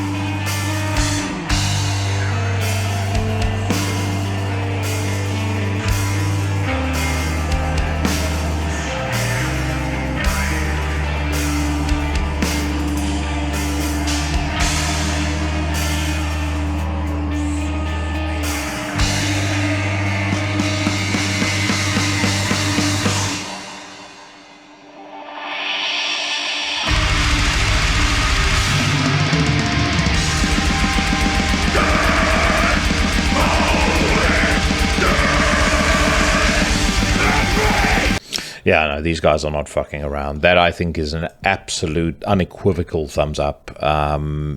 Again, as I said, aggressive, intense. I love that little break there, and then they just, as you start to get comfortable, they just hit you with something really fast and really, brutal and aggressive straight after that. So, very, very, very good stuff.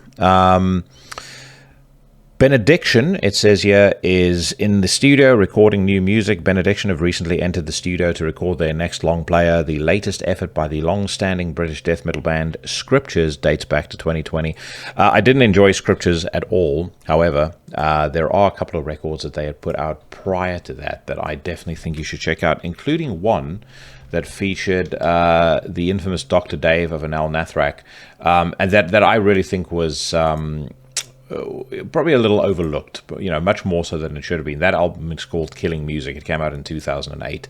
Very, very, very good album. And one that I think, like I said, is for whatever reason people just seem to sleep on. I think Dr. Dave's vocal performance on that is absolutely superb, and the album as a whole just really plays to their very best, the band's very best qualities. Another headline here, Insect Arc Inc. deal with Deborah Morty Productions. Insect Arc, the German-based duo of American music artists Dana Schechter of Swans and Tim Wiskida of Canate, announced the signing to Deborah Morty Productions. Experimental drone doom duo will release their new studio record in mid-2024. No new music, but we'll definitely check that out when it does get released. Speaking of...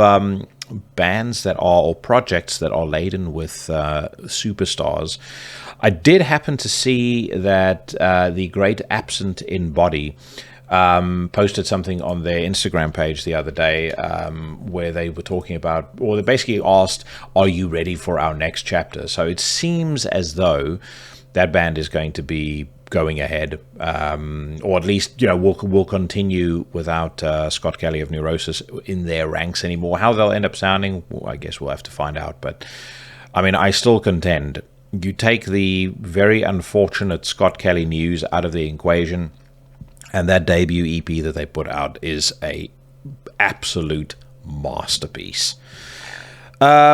Okay, I'm going to give the alternate version of Forest Dweller by Enslaved a miss, because what I've learned in my time presenting Into the Necrosphere is that if you dare to say anything even slightly negative about Enslaved, you are bound to get a bunch of complete nut nerds who most likely think that they are Vikings, sending you a barrage of hate. And Heimdall, was it Heimdall? No, I don't think the previous album was called Heimdall. Whatever the previous album was called, oh yeah, it was. Yeah, it just didn't. It's a very good album, but for whatever reason, it just didn't stick with me the way that many of my favorite Enslaved albums previously have done. And I think it's not a surprise that it is not really turned up on many people's best of lists for 2024 either. It just seems like they've raised their own bar so high that they're now in a position where they have to do something just absolutely extraordinary for people to properly take notice, which in some ways is probably a little unfair. And again, I know there's a contingent of people who, already, clutching their greasy keyboards and going, fuck that guy, he doesn't know what he's talking about. But I'm not coming at this from somebody who's not a fan of the band. I've been a fan of the band ever since Eld. So I've been through their, the various evolutions of their career, and Heimdall, like I said, enjoyable record, actually at times incredibly good. But I do notice that it has not been as high up on people's lists as, the typical Enslaved record. And the only theory I can have that substantiates that is one that is how I experience it. They've just done so many incredible things over the course of their career that you kind of expect incredible from them now. Incredible is now the standard you expect from Enslaved, or you kind of just write it off as just another Enslaved record. And I might come back to those words and go, I was totally wrong when, out of boredom, one day I rediscover Heimdall, but that's how I feel right now. Okay, Enforced. have paid tribute to death metal legends Obituary with their rendition of Deadly Intentions from the iconic album Slowly We Rot. I think Obituary is not an easy band to cover, especially considering that there is nobody that will be able to replicate those vocals properly. However, I'm willing to give Enforced the benefit of the doubt, so let's hear what their cover of Deadly Intentions sounds like.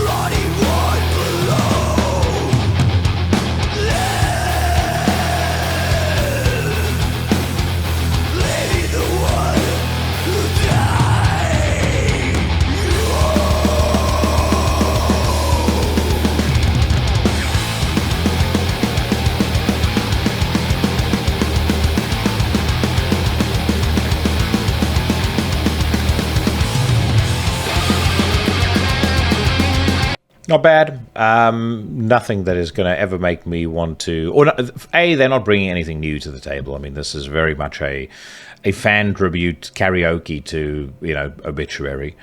They don't necessarily bring anything new to the table. There's nothing that I hear about that makes me go, well, okay, I'm gonna listen to this, more than once. But it does remind you that Slowly We Rot was a fucking incredible record. And a lot of people, kind of are stuck on, when it comes to seminal Obituary material, Cause of Death and The End Complete are their favorites. Mine too. Let's just align on that opinion. But Slowly We Rot is right there in the background. It's a fucking fantastic record. And I mean, most of what Obituary did, as far as I'm concerned, all the way up to Darkest Day was, definitely worthy of, if you're a vinyl collector, certainly worthy of being on the shelf. I like Will Demise. I know a lot of people didn't. I really liked Back from the Dead. Again, for a lot of folks that wasn't their thing. I liked Frozen in Time, and I really liked Executioner's Return. I thought what Ralph Santola brought to the band on that record in terms of his different approach to writing leads, and that just hint of melody, I thought it was a shot in the arm for the band. Darkest Day had its moments as well. There are a couple of really, really good songs on that record, but I don't think it necessarily it didn't have the same impact for me as Executioner's Return. And then Inked in Blood, and the self-titled record that came after that, they're very iffy, especially in comparison to previous Obituary material. Like you can listen to it and you can enjoy it, but it's nothing that if I'm in the mood for Obituary, I'm never going to reach for those albums. So, all right, My Dying Bride have announced a new record and disclosed details. They don't include the track here, so I know they've released a new song, and I'm not going to lie. Anyone who follows me on Instagram has already seen me post about this. I am unbelievably excited about this album, and you're going to find out why when you listen to the song. It says here, legendary English doomers My Dying Bride return with their next full-length installment entitled A Mortal Binding. It's ready to come out on April the 19th, 2024.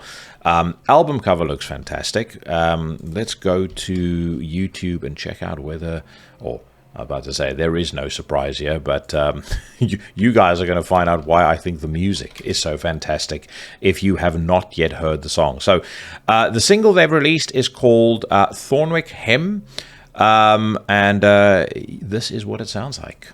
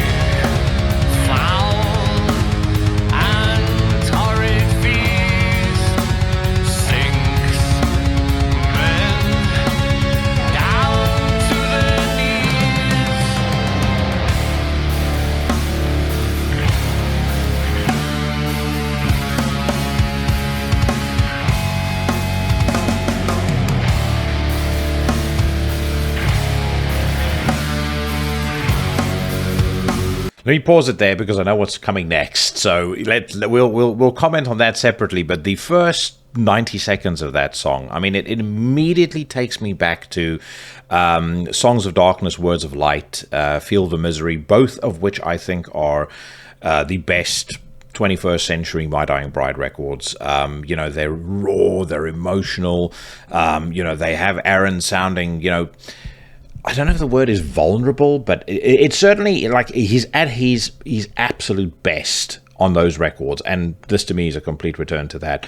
The Ghost of Orion, I mean, I had the same issue with it that many people had. Those overdubs, they worked well on occasion, but not an entire album's worth. And there's context as to why they took that approach. If you go back to Into the Necrosphere episode 72, Aaron actually spoke about it and said that, because of the things that had happened with his daughter, he'd gone through, a tremendously challenging time with his daughter being diagnosed with cancer, and everything that happened to him then, he was so emotionally exhausted that he just couldn't find the right pitch for his vocals when they were doing the sessions for Ghost of Orion. And he feels the music on Ghost of Orion is fantastic, but he wasn't satisfied with his vocal performance.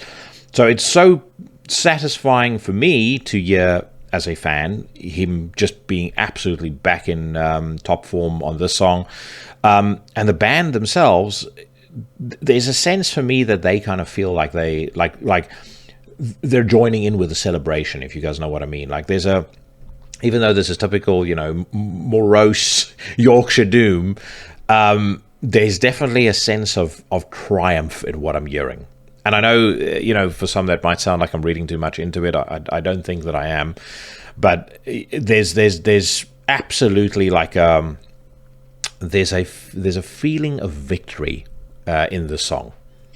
You guys tell me in the comments if you think I'm way off base on this, but for me, this is could very well go down. If the rest of the album is of this quality, it could very well go down as another of My Dying Bride's absolute best. And when we hit the violin section that you're about to hear in a second, you're going to understand why.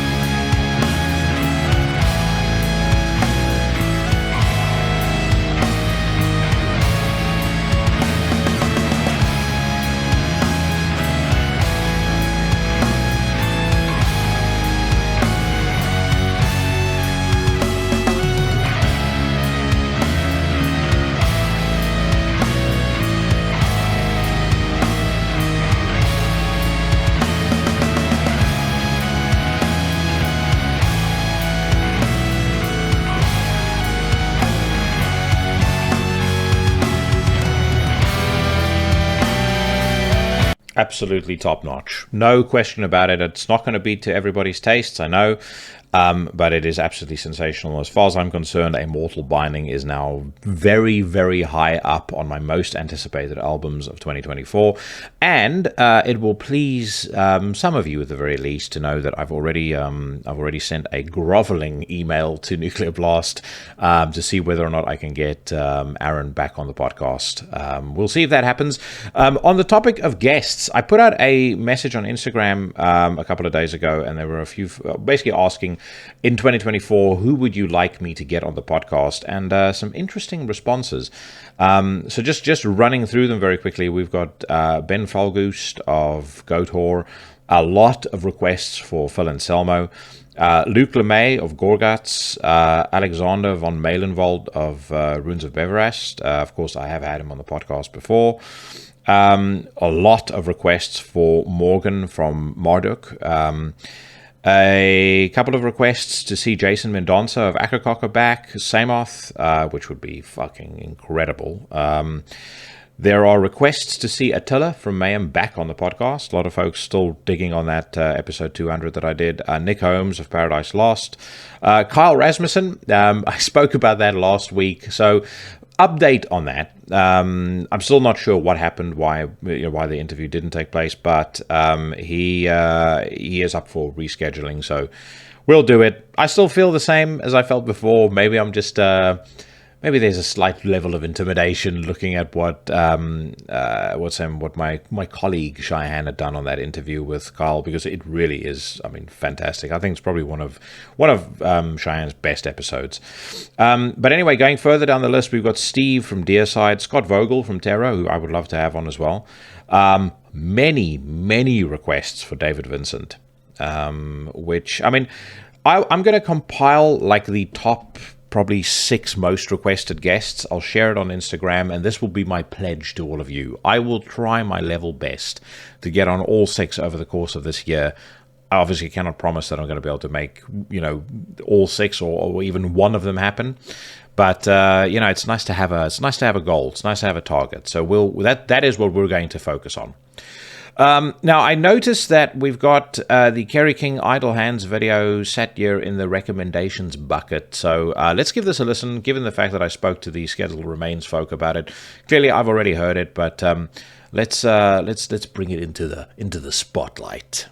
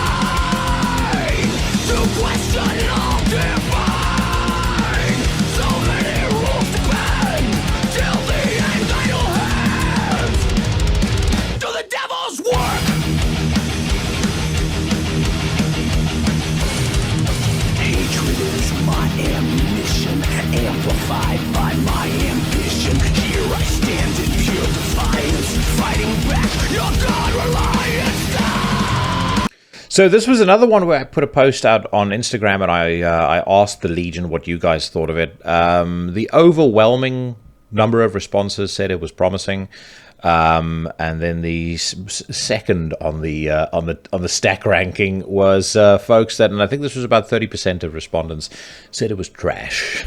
So I think I'm probably dithering between trash and promising. If we start with the good, Kerry has clearly assembled himself a pretty decent band here, which, again, if you get the call to be in Kerry's new band, I'm pretty confident most people are going to say hell yes. And it doesn't matter who you are.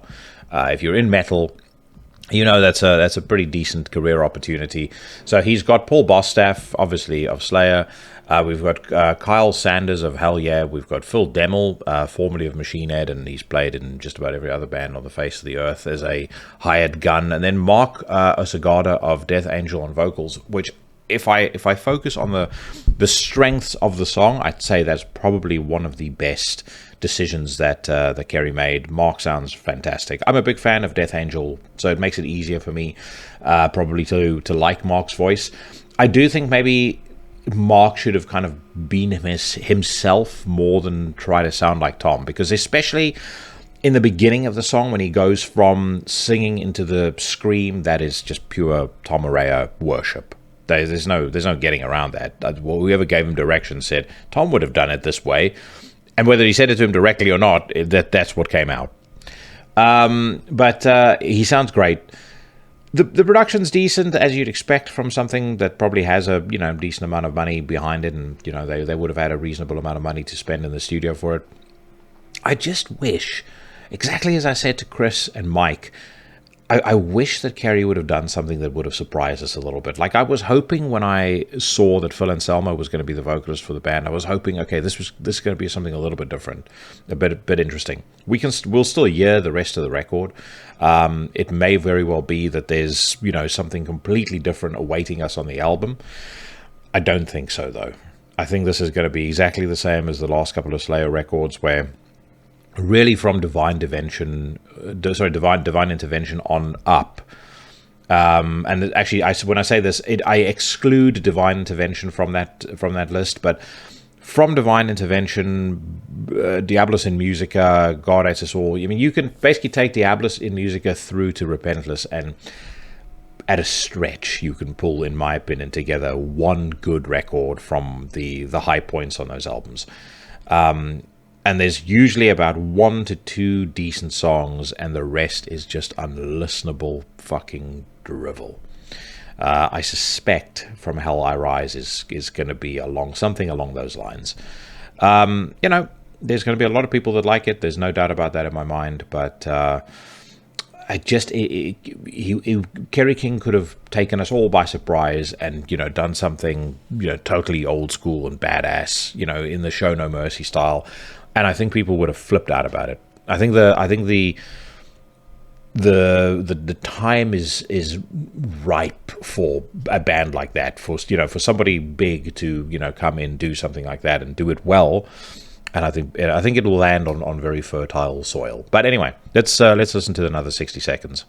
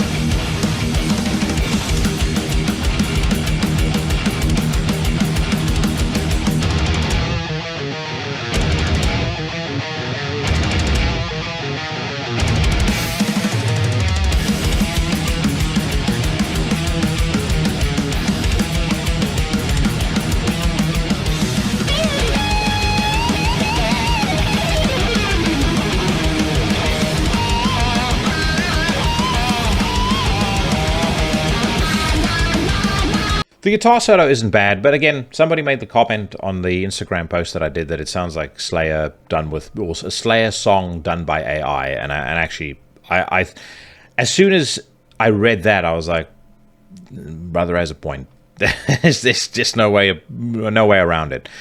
And if we compare, you know, an old gunslinger to maybe slightly less old but still old gunslingers in Sadis.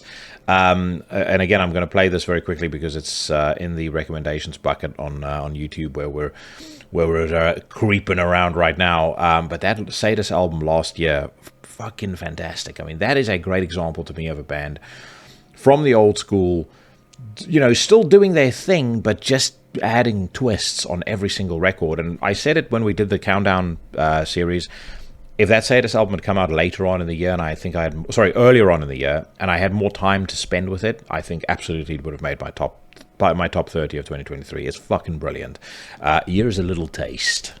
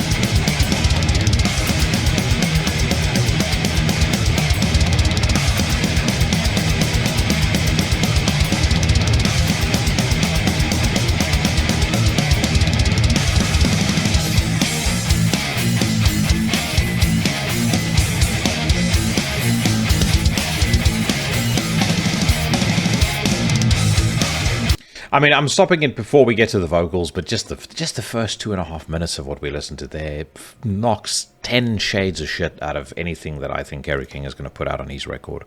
Again, you guys may not agree, but I think it's absolutely fucking fantastic.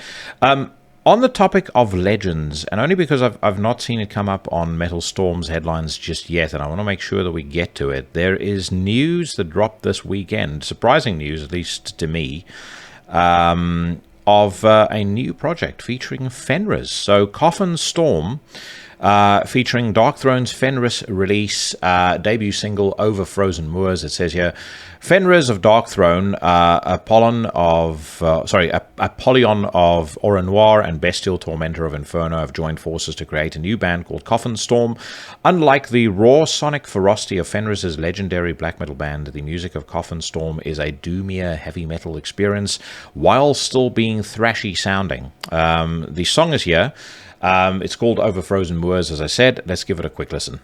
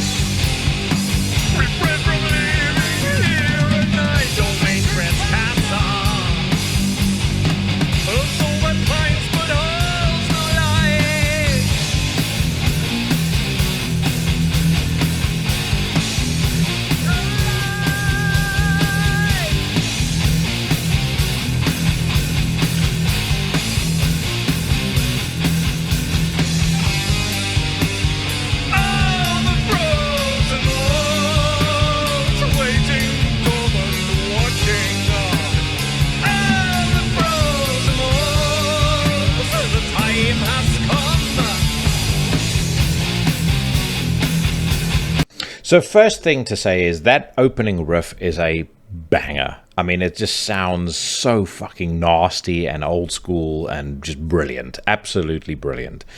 It reminds me of the best moments on Eternal Hails and Astral Fortress, which granted there weren't many as far as I'm concerned, but when those albums did have their moments, it kind of has a throwback to that. I saw a huge amount of shade thrown at Fenris's vocals, and I know, I mean, they actually mention it here that Epicus Doomicus Metallicus was an influence on the record. I mean, he certainly is no messiah. But that being said, I actually don't mind his vocals at all. My feeling is, as I listen to the song, I kind of get the impression that Darkthrone, or this is maybe the music Fenriz has wanted to make for a while. And this is why Eternal Hails, maybe to an extent Old Star and Astral Fortress, the last 3 Darkthrone albums, have come out sounding like they've sounded. So in some ways, if he has a different outlet to, express himself in creatively and do this kind of stuff, maybe in the long term, and I'm probably wrong, but maybe it actually benefits Darkthrone, and we'll get to hear something a little harsher, a little bit more, a little bit more our speed when it comes to Darkthrone in the future. Like I said, probably not, but a man can wish. As far as Coffin Storm is concerned, I fucking love this. I really, really like it, and I like the vocals, I like the riff, I just like the whole vibe of the song. It reminds me of, and there's a few bands that fall into that category. It reminds me of those 80s serial killer movies or horror movies where there's always this fucking scumbag sitting in his room with a bunch of posters. There was always like an old school Metallica poster, maybe an old school Slayer poster, Megadeth poster, and they'd be listening to a particular kind of music which just would invoke these images of the satanic panic and CD, also not even CDs, records being burned, music being played backwards. There's a feel of the forbidden in the 80s to the song, if that makes sense. But it's very, very much, or very firmly in the camp of getting a thumbs up from me.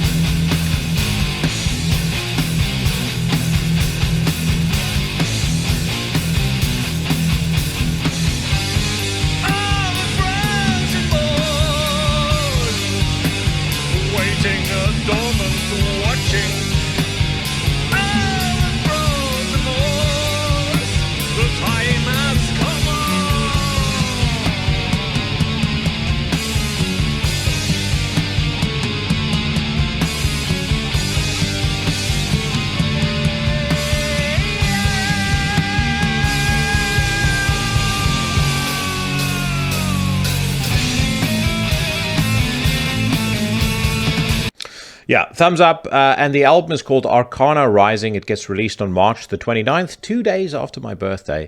And I will, at that particular point in time, be at Inferno, as you all know. So who knows? Hopefully Fenriz drops in and says hello. And if he does, and it's at all possible, I will see if I can get him to sit down for a few minutes for an Into the Necrosphere chat. Okay, next up, Benighted are back with a new album announcement. It says here, the French Maniacs, Benighted, are back. Grindcore brutal death metal masters proudly unveil details and the first single in connection with their new full-length release.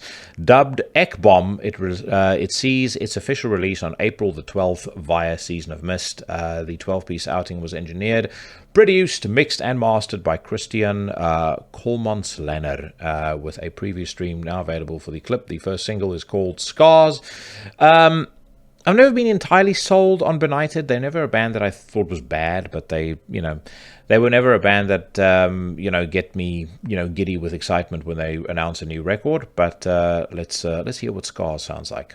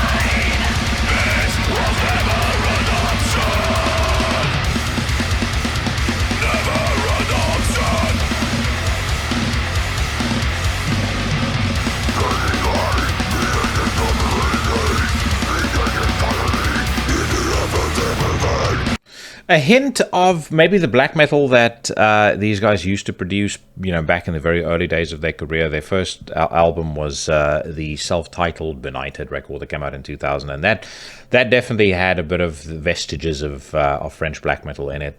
I kind of get the same sense from that riff, which in my opinion actually helps the song. And once that's done, we kind of get to probably more standard Benighted fare. Julian, their vocalist, sounds like he's been gargling with broken beer bottles. The rest of the band technically are just, absolutely in the shape of their lives. And the song itself, I've got to say, is not bad. I mean, maybe it's that black metal whiff at the very beginning that's helping me warm to the rest of the song. But I am not hating this.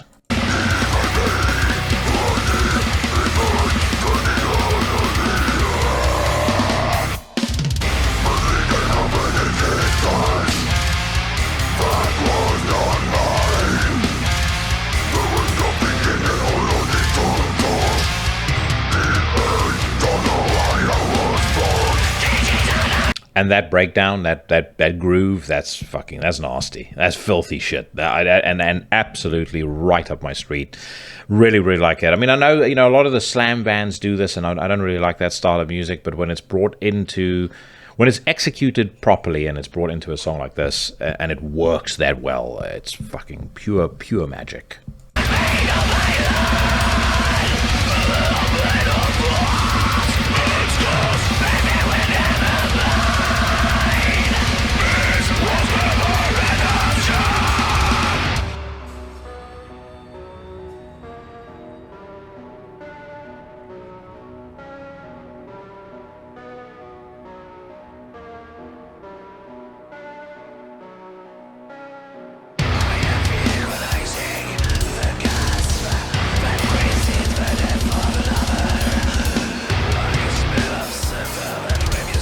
Nice bit of ambience there as well. The music video I like too. It's almost, cinematic, the way that they've done the music video, and actually, frankly, the way that they've done the song. Yeah, I mean, you can color me surprised on that one. I did not think that I would enjoy a Benighted song as much as I've done, but I think that sounds very, very good. I've started to make it a bit of a habit when I'm doing these news rants to talk to you guys about stuff I've been watching recently. So, as we're on the topic of cinema, last weekend I revisited Gangs of New York with Daniel Day-Lewis and Leonardo DiCaprio, the Martin Scorsese movie.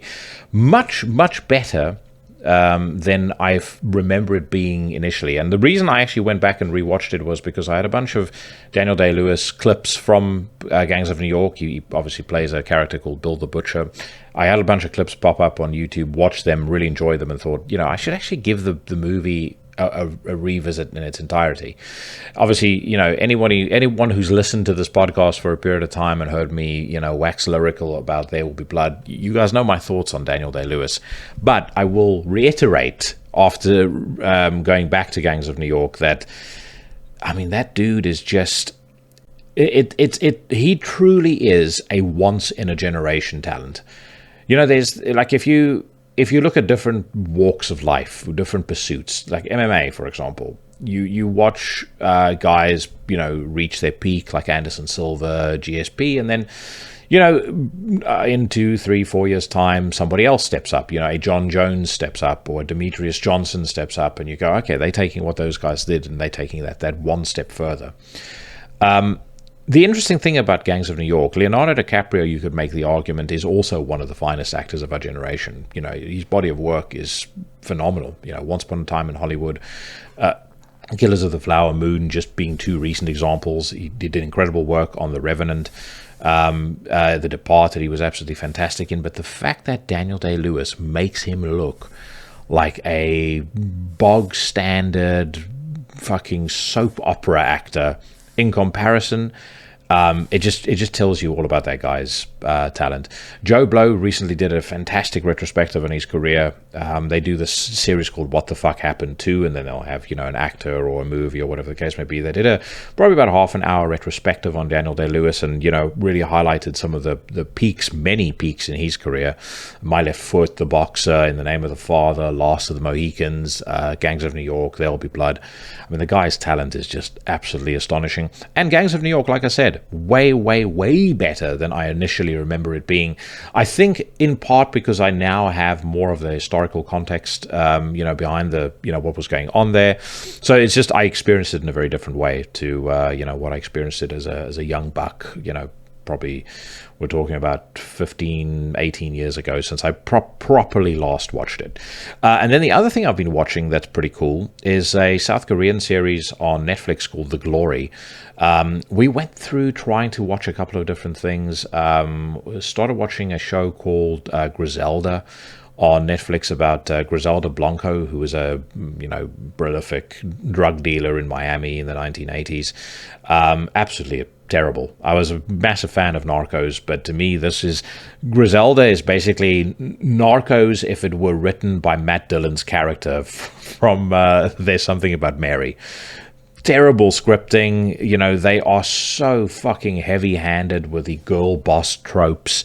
And even that is executed in such a terrible way. You have these scenes where Griselda is supposed to be this total badass, and then the very next scene she's sitting in a room where guys just threatened her and she's shivering like she's a domestic abuse victim. It's just it's fucking awful. Paige and I both watched it. We managed to get to about episode 4, and I said to her, this is going to be the last episode I watch. I can't stand this shit any longer. The Glory, on the other hand, fantastic. With South Korean stuff, when it's very, very good, or when it hits, it's amazing. There are a lot of shows that they've put out where there's just maybe a few too many cultural quirks for my liking. I'll give you an example. There's another series we started, or we gave a try, called Beyond Evil, and there's these almost Laurel and Hardy, campy bits thrown in amongst, very randomly, this supposedly serious procedural serial killer thriller. And it takes me out of the story completely. However, the glory, they've nailed it. The tone of the show is fantastic. Acting is absolutely sensational. It's about a girl that gets bullied in school really badly, and then decides that she's going to take revenge as an adult on the kids who victimized her when she was young. It's quite harrowing, the first episode, especially seeing the bullying. Like, if you've had experience of it, if you've got kids, it's really upsetting to see. They don't flinch away from the violence and the cruelty. But we're now up to episode 4, and it's really starting to find its groove. So very excited to see what the rest of that turns out to be like. All right, let's get back to some music now. And Austere have revealed the Sunset of Life. The Sunset of Life, it says here, is the second preview tune from Austere's forthcoming long player record, Beneath the Threshold. The single is out now. It's available for streaming below. The new record from the Australian depressive black metal duo drops on April the 5th, 2024. Love me some Australian black metal, so let's hear what this sounds like.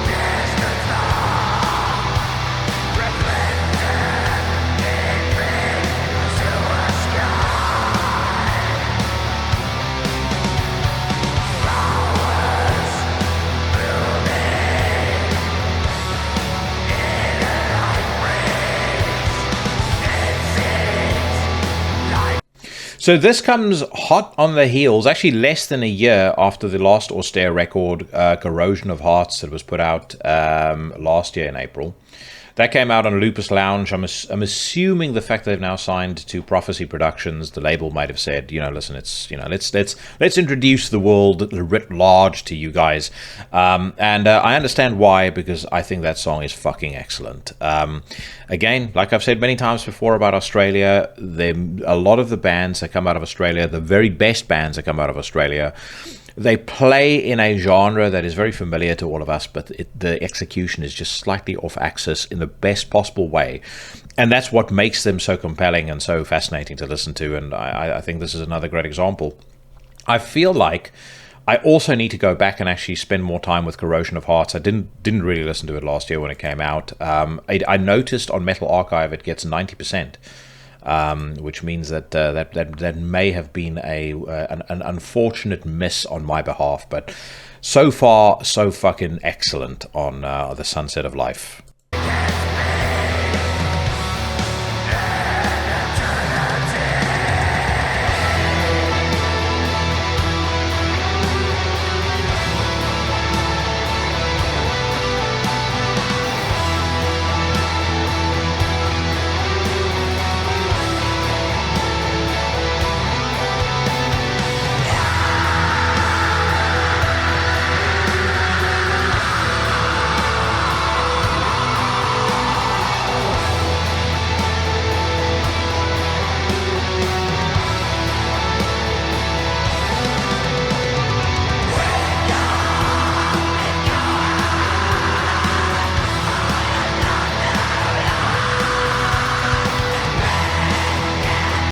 Top notch, without a shadow of a doubt. It has been a fucking serious haul of great music this week. Last week, a bit quiet.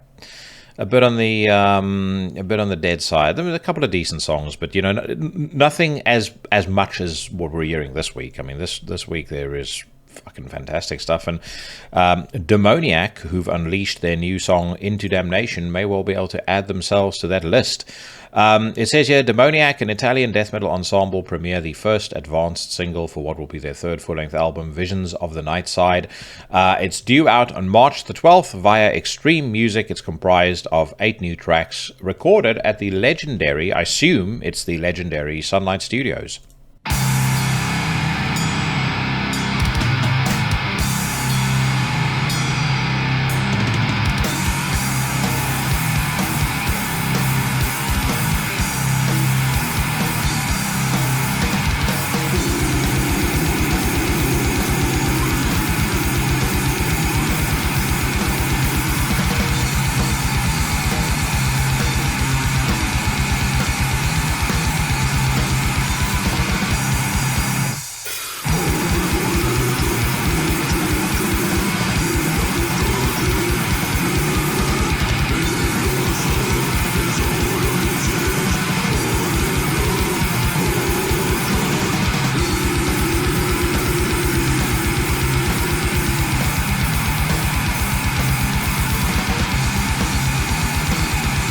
So, I mean, again, most people listening to this podcast, I'm going to assume, are intimately aware of Sunlight Studios. It was the legendary recording spot for bands like Dismember, Entombed, Grave, Therion, Amorphous, bands like that back in the early 90s. Unsurprisingly, Into Damnation sounds like it very well could have been released in the early 90s too, and not in a bad way, I'd say. There's a lot of these throwback death metal bands, they're called OSDM nowadays, and many of them kind of, I don't mind their music. There's some of them that are actually pretty decent, but in the main, I like to hear the genre being pushed forward. I would say this is one of the better examples to me. Nice hook in that song, good, thick, meaty, nasty riff. The vocals are really good as well. So I'm liking this.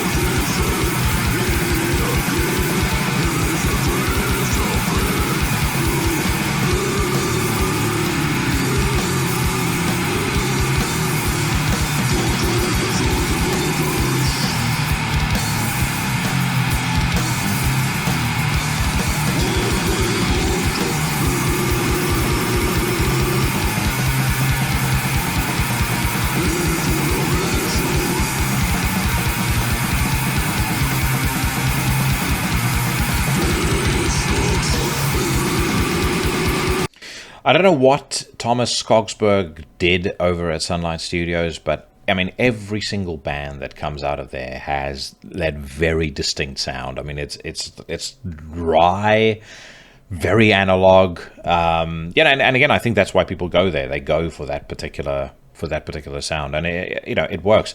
I tell you what would be a hell of a 666 countdown special, and maybe that's our next one. After we do the thrash and crossover one, the 6 best records recorded at Sunlight Studios. All right, next up, Wayfarer to tour North America. Got a couple of requests for me to have folks from Wayfarer on when I put out that list for most wanted guests in 2024. So again, one I might be able to make happen. The Melvins have put out a new record, or about to put out a new record, I should say. And let's actually wrap up the news rant this week with a new song by Merrimack. The last Merrimack single was fucking fantastic, so expectations are very high for this one. Prepare to delve into the abyss of existential turmoil as the French black metal unit Merrimack unveil their haunting third single, Under the Aimless Spheres, as part of their next full-length installment of Gravity and Grace. 10 out of 10 on the previous single. Let's see if this one can reach the same benchmark.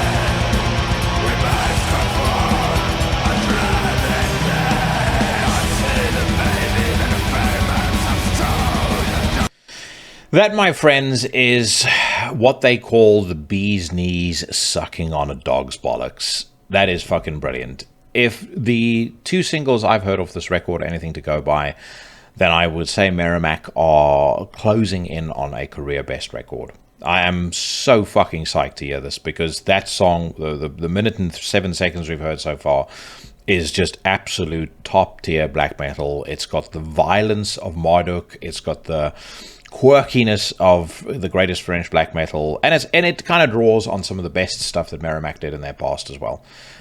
So yeah, brilliant, absolutely brilliant in my opinion.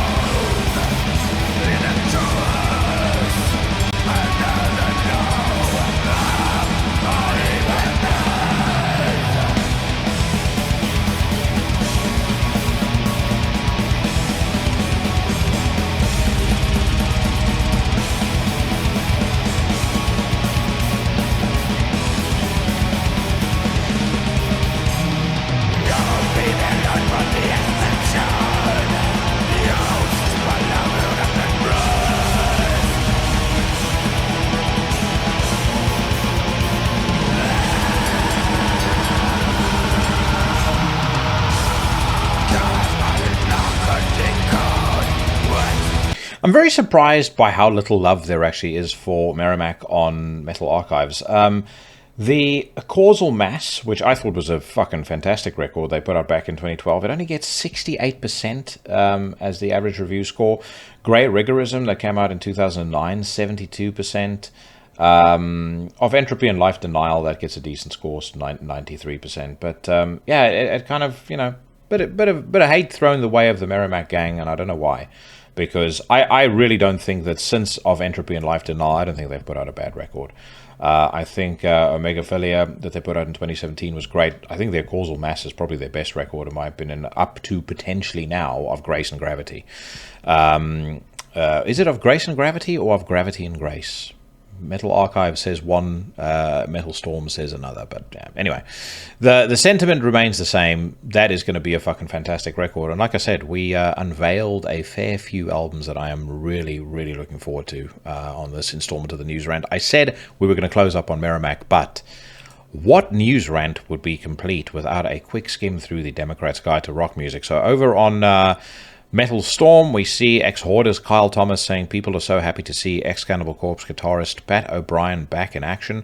Like I said, I'm glad that it at very least seems like he's put his mental health troubles behind him, and hopefully his legal troubles are behind him also. You know, whatever happened there, that's something very serious must have gone wrong for a dude to behave the way that he did.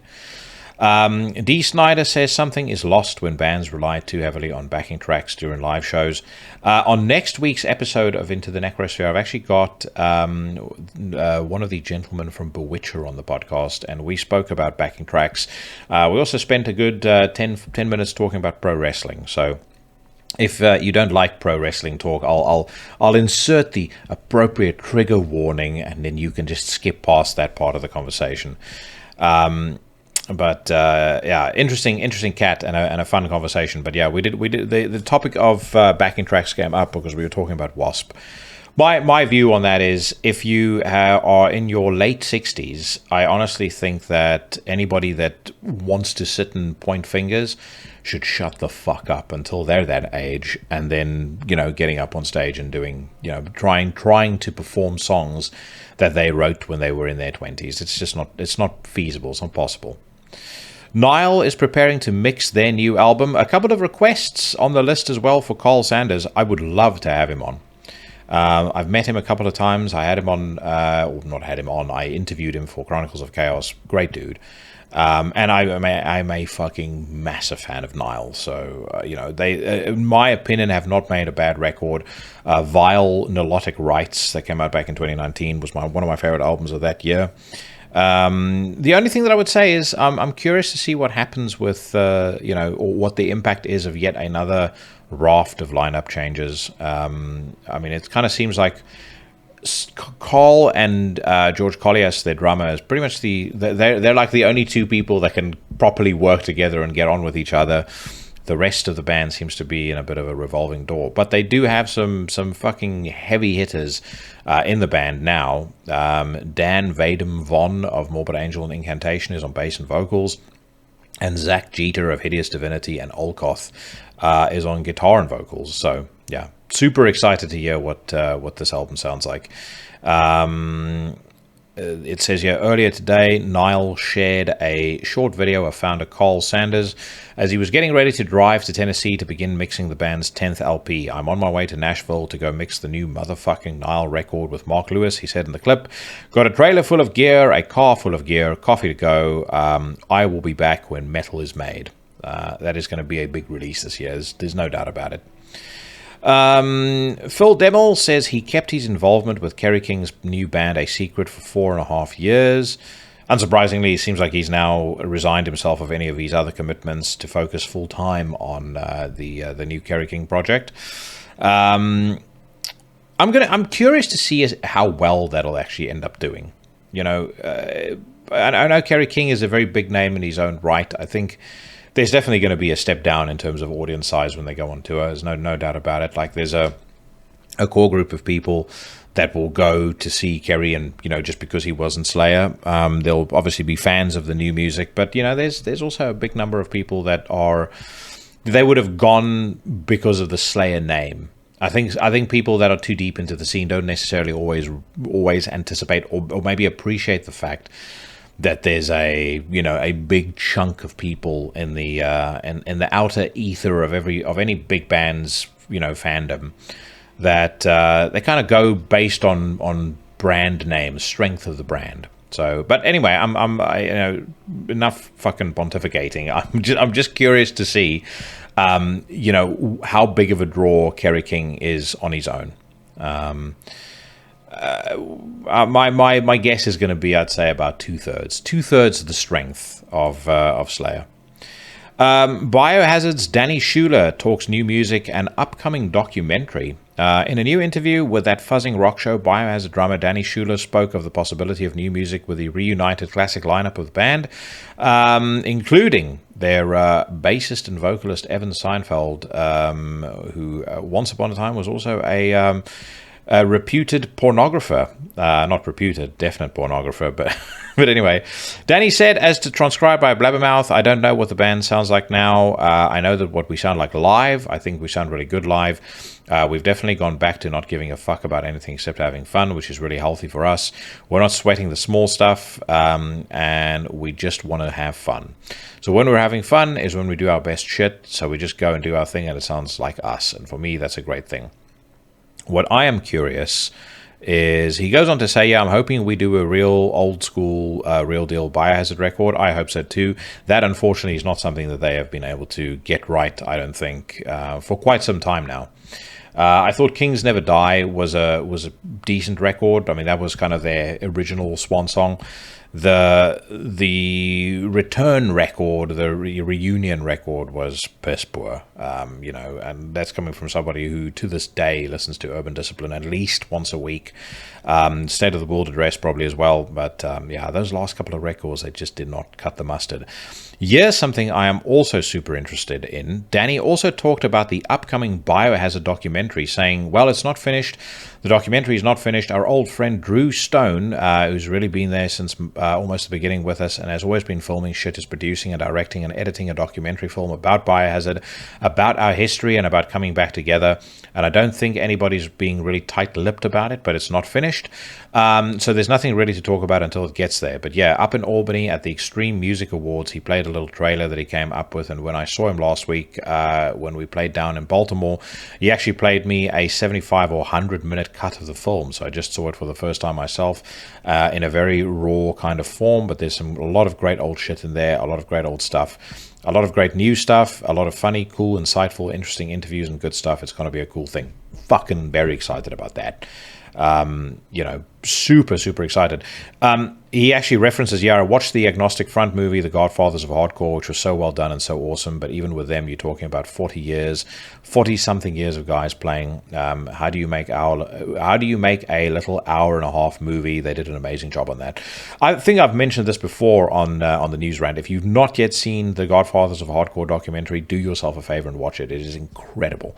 Really touching, very insightful about Agnostic Front, but for me, the focal point of that documentary very much is the relationship between Roger Miret and Vinny Stigma. And there's a real brotherhood there, but there's a deeper love there as well.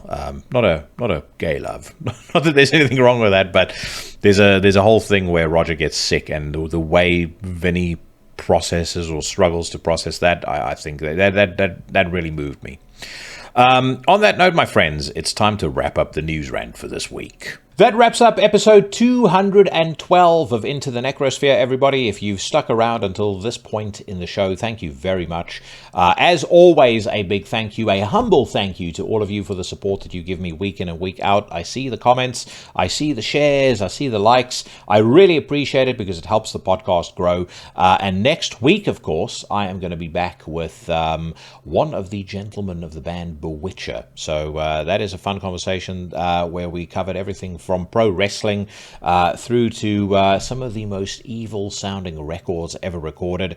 And then who knows what else may be on the horizon. I've got a couple of things bubbling away in the background, a few things that could be happening this week, and I'll of course share with you when those happen on the socials and obviously on this podcast as well. I am going to wrap up with a oldie but a goodie. This is Die Like a Pig by Ringworm off their fantastic 2012 record Hammer of the Witch. Whatever it is that you are doing and wherever it is that you are, stay safe, stay healthy, and I'll see you bad motherfuckers again next week.